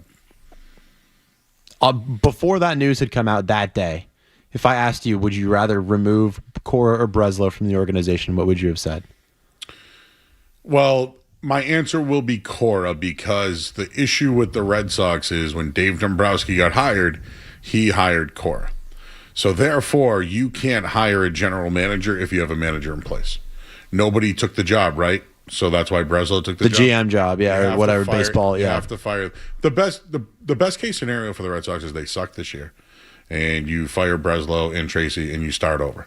But I don't know who the guy is that would take over. That's your best case scenario? I think when they fired Cora, that was the first step of changing the organization. How can you say that and then in the same breath say that you want the team to make the playoffs? Because I'm starting to see signs that they're playing better. And maybe Cora was an issue. Because they're 2 sweeps this season, or the 20-31 Tigers and the Royals? League sucks. That's the only reason why. It's But that says more about the league than the Red Sox. Yeah, but when the Carolina Panthers get to the playoffs and they go to overtime with the Rams, that's different. The Panthers have a core. But it's what I'm trying to tell you is no. The Red Sox have a core too. They're not playing. Their core. Yeah, but the Panthers have a coach of the future. But you can go under 500 and have success. Like that can happen. That can happen in sports. Yeah, correct. Okay, fair. Like that can't happen. Yeah, when everybody sucks and you're the best of the suck, you make the playoffs. Okay, fair. Yeah, like when the Commanders made the playoffs, what was it, 7-9? Yeah, okay. I mean, the Seattle Seahawks beat and I know I'm talking football, but they knocked off the number 1 seed Saints one year. Yeah, okay, all right. I hear you. I'm just saying, if you can get in and you get a favorable matchup, and with that pitching staff, I'd bet on the Red Sox. Now, I don't know how. Over how many teams in the AL? I don't know. Right now, who is it? The Rangers and White Sox? I'd take the Red Sox. The Athletics, yeah, okay. Do you know what I'm saying? So it's like we can say they can't hit, they can't do this, they can't do that. I think John Henry's going to have to be reactionary and not even trade anybody. He might just have to buy a contract. And listen. Like a Trout. I'm using Trout as a name. Okay. Soto's not going to get traded. No. But imagine if Soto, they don't want to pay $420 million anymore. Hey, John Henry, will you split the difference with us? Yeah, let's do it. This is what I'm trying to say. If a team, this lockout's real, dude. Oh, yes. Everyone's going to lose money. Correct. John Henry's not because Fenway Sports Group owns Liverpool and all these other things, and they just sold the Pittsburgh Penguins. So they're going to lose money with the Fenway money. So, like, if they add a bat. Bryce Harper? Sure, but why would the Phillies do that? The Phillies fired their coach. Okay. Do you see how they've done since they fired their manager? One of the 3 best teams in baseball. Yeah. And they wanted to hire Cora. And Bryce Harper's been really good, too. But yet Don Mattingly maybe got to him. Yeah. Right? So maybe Breslow. Well, Cora said no. And Tracy, maybe they get to these young kids. Like, it looks like Wilson Contreras is starting to buy in. He's looking at it as, wow. He's bought in since day one. But what I'm saying is he looks at it and says, I can be the veteran on this team right now. Yeah. And I can hit 10 home runs and be on IKF pace. quotes, guys. Yeah, but my only thing is IKF probably should have been playing over Durbin a long time ago, but we always made fun of IKF because he sucks. But yet every time he plays, what's he do? 3 hits one night, 2 hits the other. IKF? Bunts. What games are you watching? IKF's been contributing. What are you talking? Where you've been in Spain, bro? I've been The hell watching do the you know? games. You didn't see his 3-hit night the other night. That means nothing Against the Royals, I missed that. This is what I'm saying. He's been positive for the team. He's been a plus more than a negative. And you know what? I'm not low bar, bro. There's no veterans on the team. Contreras, but otherwise, And who speaks? There's no leaders. When you laughed when I said IKF spoke after the game. Who the hell else speaks after the game? That's the problem with the team. This is why I'm saying you would want Duran to speak, but Duran's not a leader. Those are the guys that are talking right now because that's where they're at.